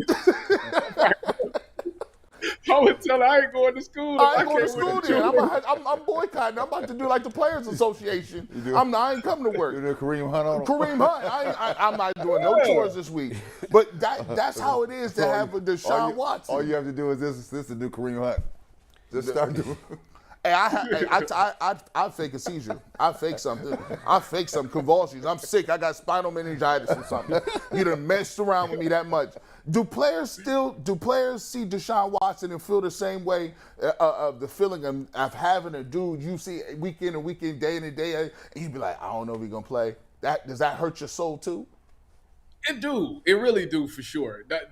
My only way to relate to this situation would be when Braxton Miller went down when I was at Ohio State. Oh, yeah. Because for a couple of years now, I got to watch this man in practice and in the games and how electrifying he was. When I seen that man go down in practice and I knew he was out for the season, like, it was deflating. It was like, man, I don't know what we gonna do. Nah, somehow, some way, we ended up winning the national championship out the whole I year. never seen that. I wasn't mad. It was deflating. So I could only imagine how, this Browns team feels about the fact that he won't be out there whenever game it may be. We don't know yet. But when he get out there, they do know that it's going to be some energy. But what I will say is that without him there, that defense is going to think to themselves, listen, it's on us this year. If we're going to be successful, we got to be lights out. So to hear y'all talk about how good the defense is doing in practice, it's because they know, like, it's on us. Like, if they don't score, they don't win. So we got to be, like, the best defense ever in history of football to be able to hold this ship afloat. So when Deshaun Watson come back, we know we going to the Super Bowl because we know what he's capable of doing. Right now, let's good conversation on Deshaun Watson training camp. We'll come back to that. But next, we got to get to what the internet is saying. Talk about what the streets is talking about. And when the streets are talking, we're listening. And PCC Airfoils is the one who brings us this every day. Are you looking for a job with career advancement and great benefits? Well, PCC Airfoils is a leading manufacturer in Northeast Ohio. All locations of PCC Airfoils in Eastlake, Mentor, Wickliffe, and Minerva are hiring for all positions starting at $18 and up, plus full benefit packages, paid time off, and a signing bonus. You can apply online at precast.com/careers to learn more. We don't have a bull jingle for this one. We're going to get that one in tomorrow. And I'm not singing. Maybe later in the week. We were going to do what the internet was saying on a topic we're going to save for later in the week. So I'm calling an audible here. Steve, let's get the tag word. This came out a few minutes ago. These are the jerseys for the Field of Dream game this year between the Cubs and the Reds. They're going back to the early 19-teens, before the 1920s. Steve, leave this up, but I want your guys' thoughts. The internet not happy with these. G. Bush, I see you look like you're in pain. No, I like them. They hating. See, I'm don't about to listen. say, They look tight. They look crazy. They look that tight. Cubs joint with the Cubs standing up with that bat and the Chicago Bears, see, that's like a ripoff. And I love that off-white eggshell type mother of pearl cream. I need that. I want the Indians to have that kind of color. You come down to the fields of Iowa, you're supposed to look like this, right? That's fire. That's exactly what you're supposed to look like. That's fire. Don't come out here looking like the Pittsburgh Pirates in the late 70s with the black and orange and rounded hat. That's not what we doing here. We coming out the cornfields here. I'm not uniform guy at all, but I do like those. I think those are cool. I like the Cincinnati. I don't know if I'd wear that Cincinnati hat around. We can't do it. You can't really pull that off. We can't do it. You can wear the Cubs hat. You can wear that around. The Cubs hat's fire. Yeah. I like the Reds hat with the uniform. Cincinnati hat because it's Cincinnati. We just can't do that. That's true. We can't do that. My aunt had a hat like that. She used to wear to church. If you take that little red stripe off, that looked like a Kango bucket hat. But she had flowers in hers. I think she had a whole nest up there. Unacceptable. Do they still do that? Yeah, that's a nice setup. So anybody that says that's not a nice setup, that's perfect for the Field of Dreams. Beautiful. I give Major League Baseball, who sometimes gets it wrong, that Field of Dreams game is legit. It's cool. That's legit. That's real. Cool. That's real slick. Yeah. I like anything with if it's crops in the back by the fence. or if it's just crops in general back there, I love it. Or if you playing hockey outside with snow, I'm like, that's Could dope. you imagine the NBA playing a game at Rucker? Oh my God. We talked about that. Oh, Yeah, we talked wait. about that was stupid. I got chills. Hey, You know they got double rims out there too. Double rims is people's. It's standing room only. People up in Off the buildings. in the projects looking down and trees. That's dope. I need that. I need that in the worst way. You know the people. Yeah. This is the Resident Players Association guy. You call them up. Yeah, listen, but you got to be thinking outside the box, right? So somebody in Major League Baseball saw an opportunity with the Field of Dreams movie and said, we're going to make this thing a reality, right? And so, I hockey even went to the outside game, right? So you have to get creative out here. But I will just tell you here, I'm going to bring this back to Cleveland. We have a chance. This team they're putting together seems to be coming together. The Browns seem to be coming together in such a way that there's something special that could be done here that hadn't been done in a long time. At least we're in the conversation. I think before we were kind of hoodwinking ourselves thinking we had the pieces when we really didn't have the pieces. So now it looks like we do have the pieces, but can we bring it all together is the question. And there's a lot of factors. Watson, Stefanski's ability, the defense's ability to hold the ship down. Can we get the buy-in? Are we going to have everybody defecting on us because they're like, I'm not getting enough money, right? So you got a lot of factors. So somebody better be holding the whole ship together because it's getting ready to set sail on Friday. I tell you what, we transition from one team that looks like they can take off to another team that's still in the mix. A lot of people mad that the Guardians didn't make no move. They was upset at that fact that the Guardians didn't really get in it. They made a little minor league, right? I call them Sminers. A little Sminer move. But at the end of the day, Tristan McKenzie, I tell you what, man. That kid can go. They always find one, Jason. That kid can go. Every time when one fall off, Bieber, they're like, we don't know. They give him another one. How good could this kid be as he's starting to kind of matriculate and show his growth, Jason? I don't know if he's an ace, but he's a top of the rotation guy. I don't know that I would, and maybe he'll prove me wrong, but I'm worried a little bit about his durability over the long term because he's so wiry and thin and small. He's had injury concerns in the past in the minors, and you just wonder if he can hold up. He's doing great this year, but over the course of a career, even. But you saw yesterday when he's dealing, he can be easily a top of the rotation type of guy. He's the best of what they have in terms of Plesac and Savali ain't it. I think we've seen enough of them to know they're fine major league pitchers, but in terms of the pitching line pipeline that this team continues to churn out. I don't know that you would put Plesac and Savali in that top of the rotation type. They're more of a fill out the bottom of the rotation. But McKenzie's legit, man, and he's only getting better. And the way that he's so cerebral and the way that he thinks the game is really impressive. It's a joy to listen to him talk about the way that he attacks hitters and the way that he approaches. I haven't had many opportunities to talk to him, but I just love listening to him when he's done a couple of things now where he just talks about attacking batters and at bats. And I think he's a guy that's going to be here for a really long time. And they've got others coming behind him in the minors who are going to be here probably mid to end of next year. See, I wasn't one for making moves to make moves. I think Tyvus and I agreed to this that, just because they didn't make a move didn't mean they didn't do the right thing. They played the long game. They know what's in the locker room. They know what's in the pipeline. You have to trust that somebody knows that and has a plan to go forward. Now, McKenzie, I'll just tell you, you see a talented person, right? You see a talented young player. The one thing that he's fun to watch. Yeah. He's definitely fun to watch, right? And so if we can get behind that and if we got other things in the pipeline coming up, you don't know what we have. We have to understand the market we're in. This is not LA. This is not Philly.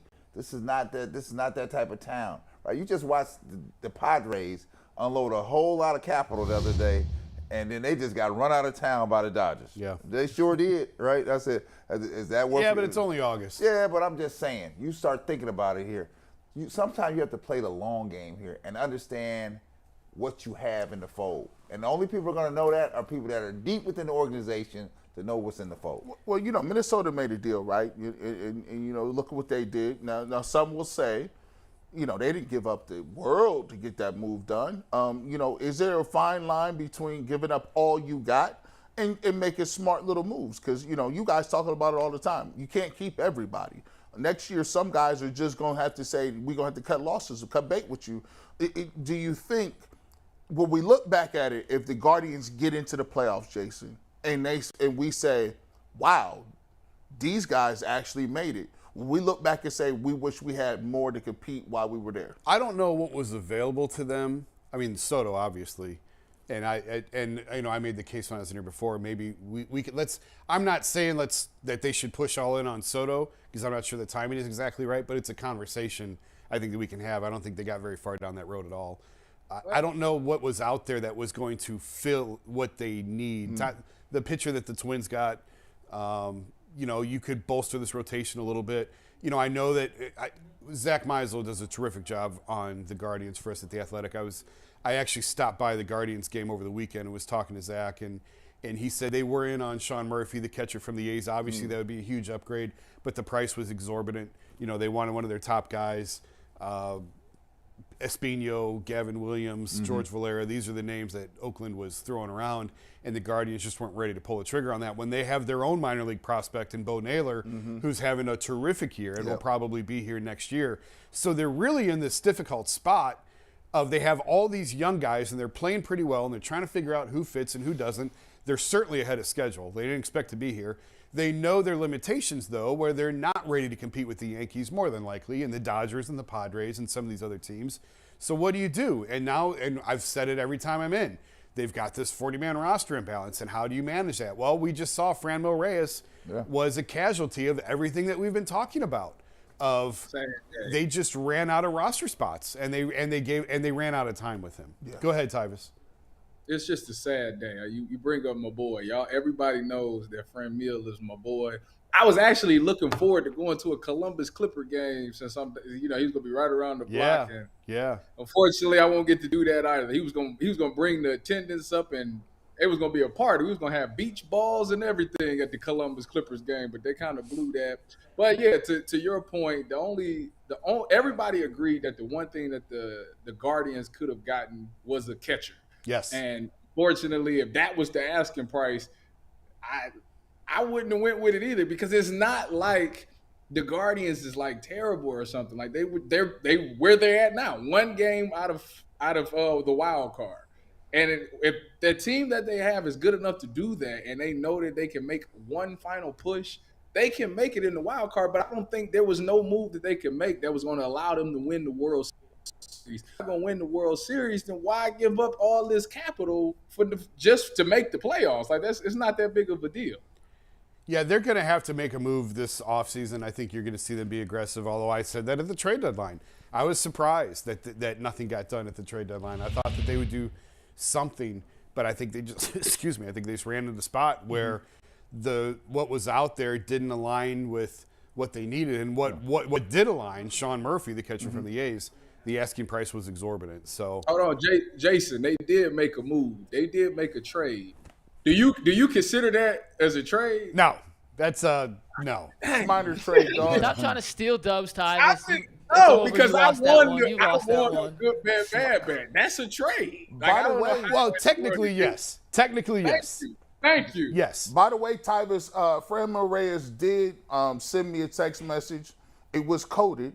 It said Chris Brown. And I said, what? What's that supposed to mean? He said, deuces.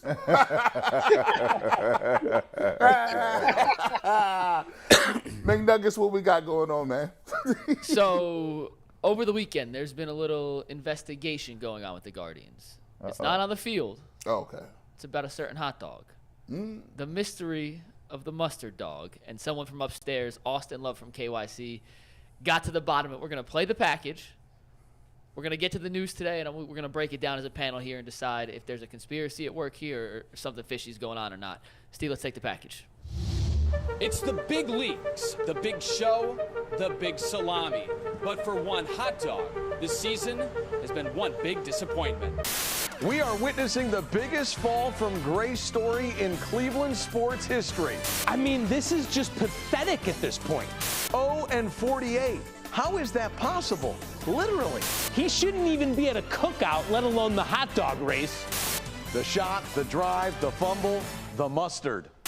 Yes, it's been quite the fall from grace for our beloved Mustard. Or has he been cheated? But regardless, certainly something's afoot here at Progressive Field, and I'm gonna sniff it out. This is Austin Investigates.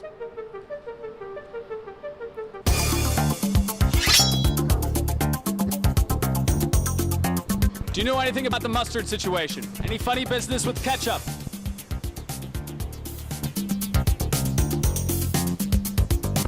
Mustard's been 0-48 in the hot dog races this year. Have you seen anything going around, fishy around Progressive Field? I have no idea what you're talking about. Any tampering? No. Sir, oh, You can't go like We'll find out. So I've made it to the bowels of Progressive Field, and I'm currently looking for answers. We're gonna try to find the hot dogs. Oh, and here's Onion. Oh my goodness, Onion, what do you know? What can you tell us about the Mustard situation? Why has he been so bad this year?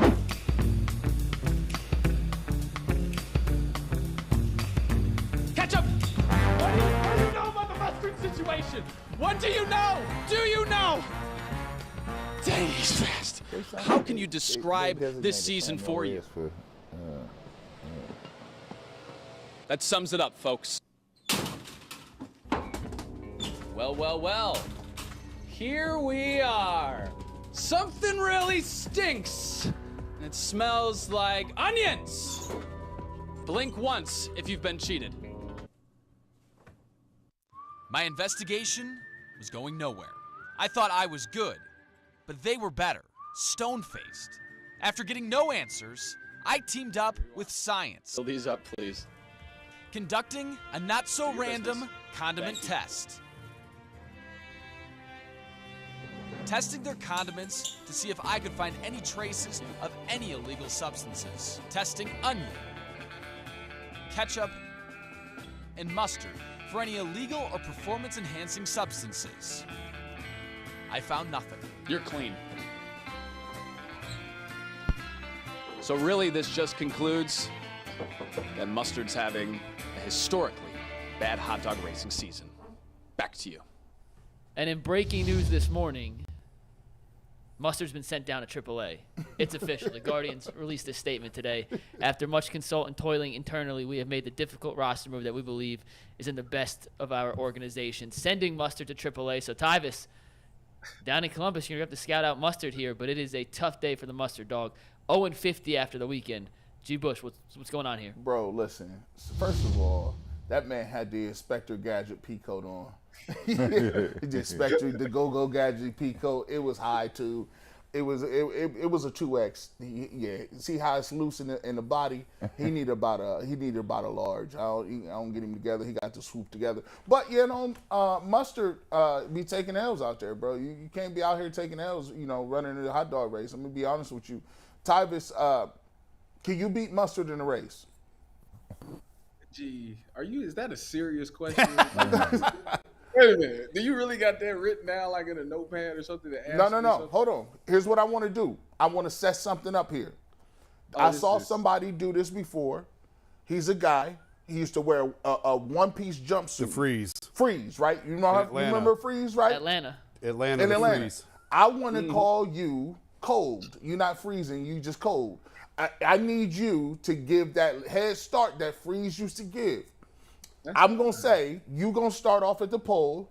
The hot dogs and Mustard and all of them are going to start at center field. You're going to give them that time to go, and then you got to hawk them. We're going to check out your pursuit angle. Are you down to do that at a Guardians game? Absolutely, G. It's like stealing. Man. It's not too many things that Tyvis Powell can't do. Sometimes Tyvis Powell impresses Tyvis Powell. Bro, where you at? Get them together. I'm trying to do it. This is a great opportunity for you to prove that you still in shape, to prove that you still have defensive back speed in the NFL. Now. It's a great opportunity for you to show what the Buckeyes are all about. Are you willing to get to the nitty-gritty and go ahead and sign up for that? We got plenty of dates available. The Guardians will be back home next week. Gee, you about to put me back in the league. You want 3%? No, Once I sign it, we want you to get back, we want you to get a Buckeye suite if you're gonna do it. So we can all come down. Get the suite. Hey, that'd be dope. Listen, first of all, they do a mustard wrong. Mustard is good. I'm more of a stadium mustard type of guy, but mustard is really good. So hey, they doing it wrong. That's all right. He in Columbus. I'm gonna tell him to pull Mustard up to the on crib. 48, Tavis. We're gonna get right. We're I was gonna gonna get say, him right. if you demote Mustard, you call up Relish. Yeah. What are you gonna do for the pickle? third? By the way, relish? we should talk about the hot dog condiments. I'm not a relish fan, bro. I'm not either, by the way. yeah, I'm not either. BBQ. Tomorrow's top, Can we get some barbecue Wednesday's sauce? top 5. Right there. Wednesday's top 5. Wednesday's top 5. Okay. See, We got something special tomorrow. We can't knock off tomorrow. It's timely. But Okay, Wednesday's we'll do top that. 5. We can do that. We'll do that, Tyvis. But shout out to the Guardians. Please get a hold of Tyvis. Tyvis is willing to do this, and he's ready to get this on. This will be great footage. We'll just see what was going on. What we got next coming up? We got top 5 coming up, right? We are going to do top 5, and we always do top 5. It's with our best friends over at Roundstone Insurance, and I got my ad read. The Ultimate 5 is sponsored by Roundstone Insurance. Roundstone offers a better alternative for affordable quality health care. For more than a decade, Roundstone Insurance has been saving small and mid-sized businesses money up to 20%. Yeah, 20%. Contact us today to learn how you can get great health care benefits that your employees will love and save money too. And today's top 5, a very famous top 5, coaches who turn broadcasters ranked by their ability to broadcast. This has nothing to do with their ability to coach. Okay. Simply on their broadcasting merits, but they had to have coached to be eligible for this list. Well, there's a really easy number I know one. who number 1 better be. That's right. Uh-oh, now I'm worried. R.I.P. Right. Look. You better be worried because this is a layup. Oh, yeah. I'm really nervous now. What R.I.P. sport- That's all. Hey, I'm real saying. quick, what sport? Football. R.I.P. I mean, Yeah. it's No, just this is active living. Active. John Madden would have been one. Yes, Oh. no, this is Okay, active living. okay. Active Okay. living. Yeah. I was wondering here. Yeah, I was like, Well, ooh. real quick, how this started, I had 2 friends in town this weekend. We started getting into this discussion, and we turned out that there's not many active former football coaches who we like as broadcasters. Not a huge fan of the guys. Not a huge Cowher guy. Not a huge Jimmy Johnson guy. There wasn't as many from that sport as I thought. So let's get to the list, and you guys tell me who we missed. This is a collaborative effort, by the way. Urban Meyer. He was in the discussion, but not sure if his broadcasting merit would land him in the top 5. Honorable mention. So shout out to my boys Wax and Taylor Trash for helping me out. Number 5, though, Bill Rafferty, one of the best on a basketball game. Yeah, I like him. I like. So hold on, you doing any sport? Yeah. Any sport, yeah. All right, so yeah, Raph is legit. Just Very kiss. legit. Onions. Yeah. Onions. Yes, I like him. He called my games. He legit. I like him. He I legit. like him a lot. Yeah, Rafferty's good. He's very underrated in the grand scheme of things. He doesn't get the same national attention a lot of other guys get. All right, number 4, another old school basketball guy, Hubie Brown. Excellent. I think does an amazing job on calls. Excellent. Hey, he is one of the. He break it down on a different level, man. He said, see what they did there is they ran a double back cut and they were running that action off the baseline. You'd be like, dang, Hubie, you saw all that? And you like 90. You know, Huey's players hated him. Oh, they hated him. For real? Oh, they hated him. He probably had him. He probably wanted it a certain way to a certain time. They hated him. Them the old school dudes, they hated him. More than Larry Brown? They hate him too. You put me on that list. Hey, Larry Brown. Hey, boy. Look, he coached me and Ron Harvey in the All-Star game in Honolulu. Ever since then, I was done with Larry Brown. I'm like, boy, get out of here. Man, look, Jerry Sloan's another one. What do you think about? What's your thoughts on Jerry Sloan? A lot of the guys that played for the Jazz, they liked Jerry Sloan. They really did. No. Except Darren Williams. Yeah. Except Darren Williams. Darren Williams. Hey, when we need a Brad, you need a blog. You got all the tea. Somebody, I didn't know his tea game was all. He got all the inside joints. Like, yeah, I was out with him. It was a Saturday night after a game. He told me. Let's keep this moving. Number 3 here. Most people don't think him as a coach. Let's see. But he did coach for 16 years at Seton Hall. Take a seat. TJ. Well, Dickie V. Oh, that's right, he did. He did. Yeah. Dick Vitale was his best. He mid-90s. Yeah, 20 years ago. Because he could give you different paces. He didn't scream, "Oh, he's a diaper day." He didn't do that all the time. He only did that when it was a move. But then he just started going to a special move all the time. It's like a kid that tell one good joke, and then they just keep going back to it. You be like, you're going to have to learn. He got commercialized. Yeah, yes, he did. Yeah. He still brings the big game energy to a game, though. When Dickie V's on the call, I know he says diaper dandy 100 times. But he's a legend. But he's a. If you talk about college basketball, if you talk about like a Mount Rushmore, of people who helped college basketball be that, he's definitely on that. Easy money. Jay Billis is too. I like Jay Billis. Jay Billis would be number one if he coached, but he never. Brad looked at me like he ain't like him. He all right. Look, he ain't gave me a look. He all right. He all right. I mean, Jay's okay. You ever play against Jay Billis? Jay and I came out the same year. Oh, okay. I don't know where he was picked. But you gave me. Jay was in the rearview mirror. I ain't seen. So Jay. what you saying was, we'll see. He ain't want no smoke. I wish we had a wide shot of that for Brad. This is what I'm talking about. Jason, if I could get Jason to give his LeBron James secrets, he know where all the bodies is at. Jason got all them. Hey, look, I'm like, yo. You see me? I like this. Hey, y'all better not never leave your phone around. I'll be all in your phone like this. Hey, what's up? Y'all better not never say anything about me in confidence ever again.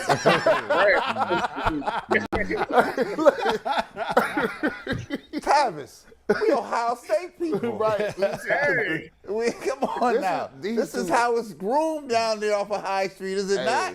These dudes, man. These guys, bro. These dudes, man. That's why they hate us in the 10. Go ahead, McNuggets. What's next, man? We got number 2 here. The first 4 on this list are all basketball guys. This is my favorite color guy in the NBA right now, Jeff Van Gundy. Did you say favorite color guy?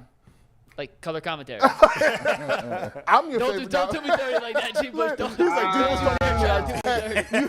me like that, dog. I'm just in the game. I'm just getting here, bro. So, Jeff? I'm a huge Jeff Van Gundy fan, yeah. Why? Because he's so much better than Mark Jackson. He don't know anything. I mean, it's like a comedy show. I'll tell you this: Jeff Van Gundy is only good because he's a tag team with Mark Jackson. If you take Mark Jackson away, it loses because Jeff Van Gundy will say something Mark Jackson, but that's the dumbest thing I've ever heard in my life. Jeff Van Gundy commentators like Jeff Van Gundy coaching. Go to New York and ask him. You know who I like better than Van Gundy? The Czar the Telestrator. Now, Fratello's good. Mike Fratello, he got a nickname. Fratello is good. He was on the honorable mention list. Nickname, bro. Fratello knows the stuff. And a lot. Some of the people like the shenanigans. I don't watch the game for the shenanigans. I don't like Van Gundy. I don't like Jeff. For a variety of reasons. I don't like Jeff. He sucks is one of them. Well, that's one of them. When he was around them ankles, that Alonzo Mourning joint. I'm a big Jeff Van Gundy fan. Hey, not everyone's going to agree. Number one? We are leaving the basketball realm, going to the football realm. Another guy, kind of like Corso. Well, I just gave it away. Terrible setup job. It's Lee Corso. Coached in Indiana back in the day. Lee Corso makes College Game Day with Kirk Herbstreit what it is. I know he's a little older now, but he is the OG of college football, and the headpieces. Let's take the tag board, Steve. The best. I just like him to put on the head. Like, yeah, hey. The shenanigans. By the way, he is like I'll give it. He is the he is the equivalent of what Dick Vitale is to college football. But he doesn't even call the games. Those other guys call the games. They put him on early. It was like he ain't been on since '98 on the games. He done. Now, he's old. He's like 90 now, like legitimately 90. Well, here's a couple people. Who's in charge of the graphic? What'd you say? Who's in charge of the graphic? Of Lee Corso. And y'all didn't pick him putting Ohio State on? What's wrong with y'all? He mad he didn't put the Buckeye head on. You like, no, you gotta find putting the Buckeye head on. I won't take any slander for Anthony. No, Anthony did a great job today. Now, I'm gonna tell you what, there's a couple people that can fit in there. Now, I like Isaiah Thomas when he calls games, right? Now, Isaiah Thomas used to be a coach, front office guy, and former player. Yeah. I like him a lot. There's a couple. Who am I missing? I like Magic Steve Becker sometimes. just texted us Steve Melrose. I mean, Barry Melrose, excuse me. Oh, for hockey. Yeah. How's Barry Melrose not on there? That's a miss. I just told him back. That's a miss on our end. He is hockey. He is hockey. Player commentator. To Tyvus' point, he doesn't call games. Urban was fantastic on Fox. Yeah, he was. He was sensational. Yep. And he seriously, because I stopped watching ESPN Game Day when Urban was on, and I just watched Fox. His breakdowns were phenomenal. Yeah, I know like that him. he's like a trigger for a lot of people. He's polarizing. A lot of people don't like him. But in that role, he was terrific. Wait a minute. Hey, bro. All Urban Meyer did was show that he's human. He's a human being. That's all that, people make mistakes. It is what Man, it I is. can't. Look, and people, I don't, trust me, look. When it's famous people that are either coaches or players, and there's rumors of him like being and women around and all kind of stuff, I just be trying to ask, like, y'all be surprised by that? Like, I don't know, like, why is that an X against Urban Meyer? I just think he'd just be garbage sometimes on what he do in the football field. But if he was the dude and he was like getting it like if he was Sean McVay, nobody would say nothing. Nothing at all. Anybody gonna talk about it? They're like, oh, come on, man, stop. Hey, now I tell you what, can you get? I will change all of my opinions about Urban Meyer if you can get him on the show, Tyvus. Done. I have to see what I can do. Let's find out if I got some pull. Wouldn't that be? Hey, Tyvus, is you gonna get your phone and see that red? We about to have a contest here between the co-hosts here. Who can pull the biggest guest? Oh, Yeah, listen. Hold on. right now. Where Jay at? Hold on. Listen, when Jay come back, Can I cut you off real quick, G? This is the dream Mount Rushmore of guests from each of us on this panel. Jason gets us LeBron. Easy. Easy. Man, I haven't done a sit-down interview in 15 years, but yeah, it's easy. Let me call him. Hang on. Give me a minute. Jay I'll be gets right us back. Stephen A. and Skip at once. Brad, you get us MJ. Yeah. Tyvus gets us Urban. G. Bush, you get Miles Garrett's dad. you dirty.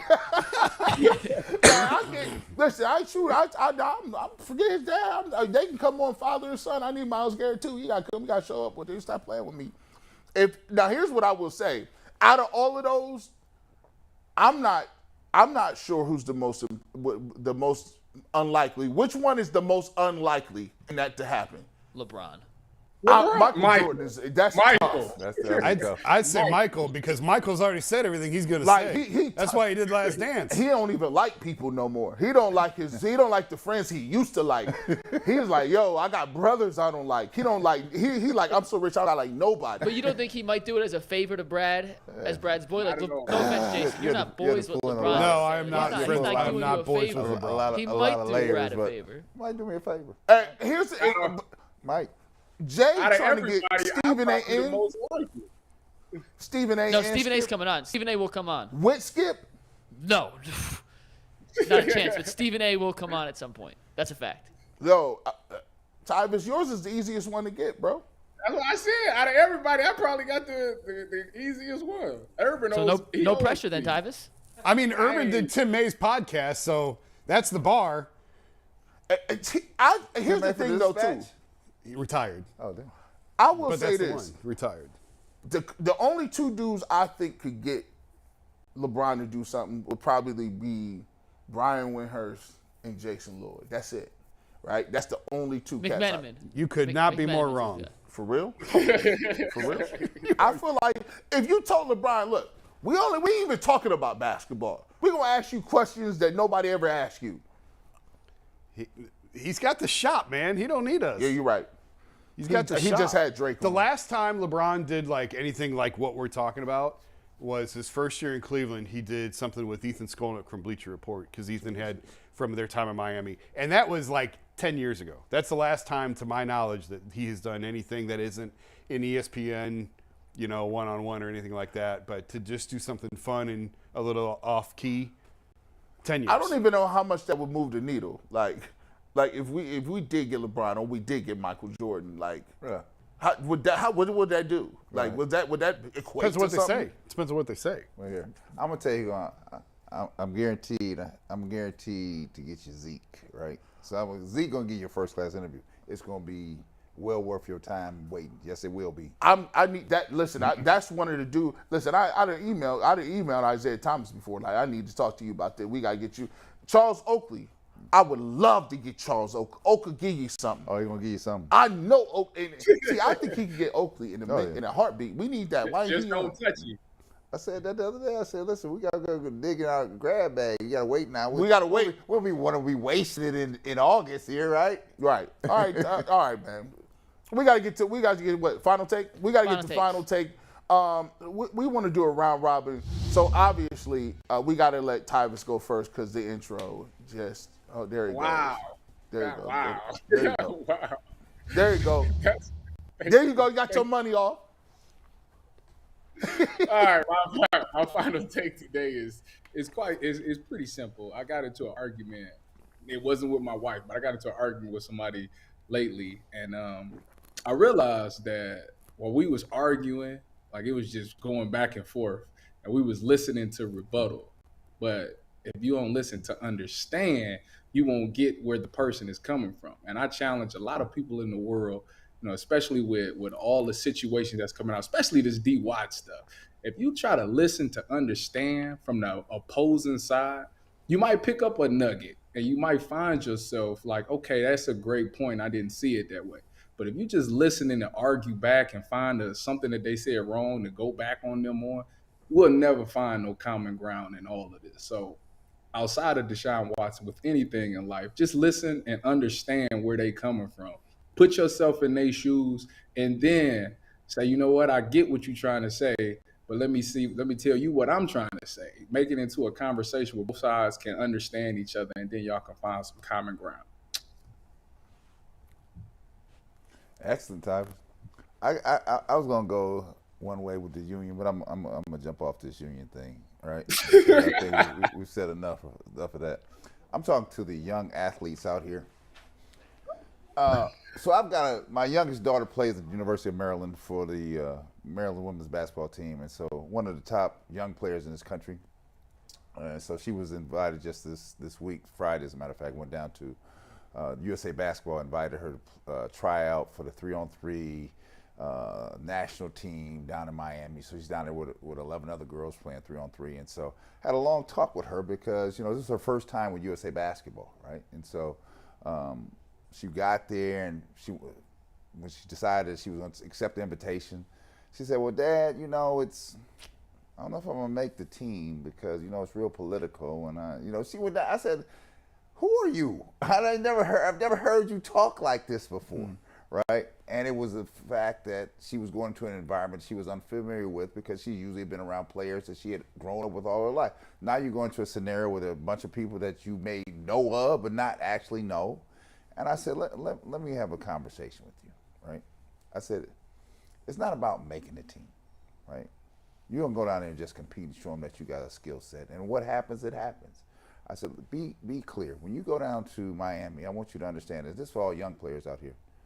You go down there and represent yourself to the fullest. You represent your family. You represent your organizations that you're with. So for Cheyenne, I told her you represent Maryland women's basketball, Big Ten basketball, your AAU club here in Cleveland, your high school. It is some pride about what you're doing. And for the last thing, just to have the honor and ability to represent your country should mean the world to you, right? That you even got the opportunity. That somebody said they were willing to give you an opportunity to do that. And so since she got down there, she found out what I told her was accurate because I could tell in the level of her voice and the inflection of her voice every time after every practice that she got better. She was getting stronger. She was like, "Oh, how you play? I played great today, Dad. I did this. I blocked this girl's shot. I did this." And I said, "Okay, now that's my child." I said, "But to all you young people out there, don't believe what's in the paper. Don't believe what's written in the magazine about who had this or who this and how good this person is. It's only decided in that rectangular box or whatever field you play on is who's going to determine who's the best of all players." So when you have an opportunity, if you ever afford the opportunity to play your high school team, collegiate team, professional team, club team, you just go out there and compete and give it your best. And so that when the final horn blows, you know this.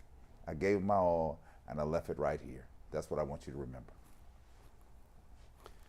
Before I do final take, just wanted to take a quick second. Went down to the Dave Chappelle show last night in Canton at the Pro Football Hall of Fame. Fantastic. He was terrific. My wife surprised me. Early anniversary gift. Anniversary coming up in a couple weeks. Benzo and Dave Chappelle. Oh, man. Man. Clearly she's forgiven me. But you back. Clearly she's forgiven me for the car. Jason getting cold, hot meals again. You good. We had floor seats, back of the floor, but we had floor seats for Chappelle last night. It was a great show. And actually the joke about the car leads into what my final take was going to be. It was such a joy the last couple of days when I was out at Browns camp. I missed the first week of camp. I was on vacation. I got sick at the end. It was not COVID, but I had a terrible cough, and I didn't want to be around you guys or the team coughing like that just for obvious reasons. So I couldn't get out to camp until over the weekend. And I've told you guys, I ran into so many people who love the show, who love Ultimate Cleveland Sports Show, who were asking me about the show, who were sending best wishes to Jay to get healthy. They've noticed he's missing, who were joking with me, is your wife forgiving you yet about the car? Good job on the car. It was fun to get out. And obviously in my role at The Athletic, I get a lot of the same, I love The Athletic, love what you guys are doing, love the stories, subscriber and all that. But now to be part of this family and to be part of growing something else in this city, starting from the ground floor and growing it, and to see it connecting with people, with Browns fans at training camp the last couple of days, it was really encouraging to me. It was a joy for me to get to see those people and to just pull the curtain a little bit on what we're doing here, on where this is going. So thank you for watching. Thank you for subscribing. If I saw you at camp, I remember you. I appreciate you stopping me and telling me how much you love the show. There's a couple from Youngstown that grabbed me at the end yesterday who said that they watch every single day, and I'm sure you're watching today. So just for all the people that I saw at camp, it was a joy to see you. Thanks so much for watching. Tell your friends about it, and let's keep this going. Excellent. Beautiful, beautiful. I'll end this thing up, man. It's kind of along some of the same lines that other people are talking about. And for me, man, I went out to eat, and we had the opportunity to go out to dinner with one of my guys, Quincy Carrier. He's on YouTube, does a YouTube channel.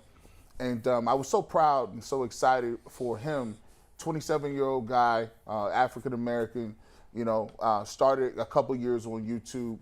And, when I started my YouTube channel, The Barbershop, there's a lot of people that was, trying to put, us against each other or yo, I like his blog better than yours. And I said, you know what, hey, man, it ain't about that, man. It's about good content everywhere. And I'm all down to support great content and brothers that's trying to do something. So I reached out to him about a couple years ago. Since then, we've collaborated on YouTube.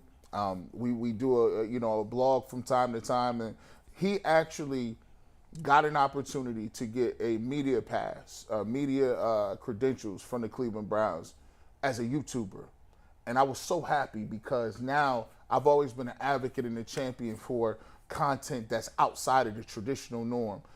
This game is changing. The internet is changing. YouTube is here.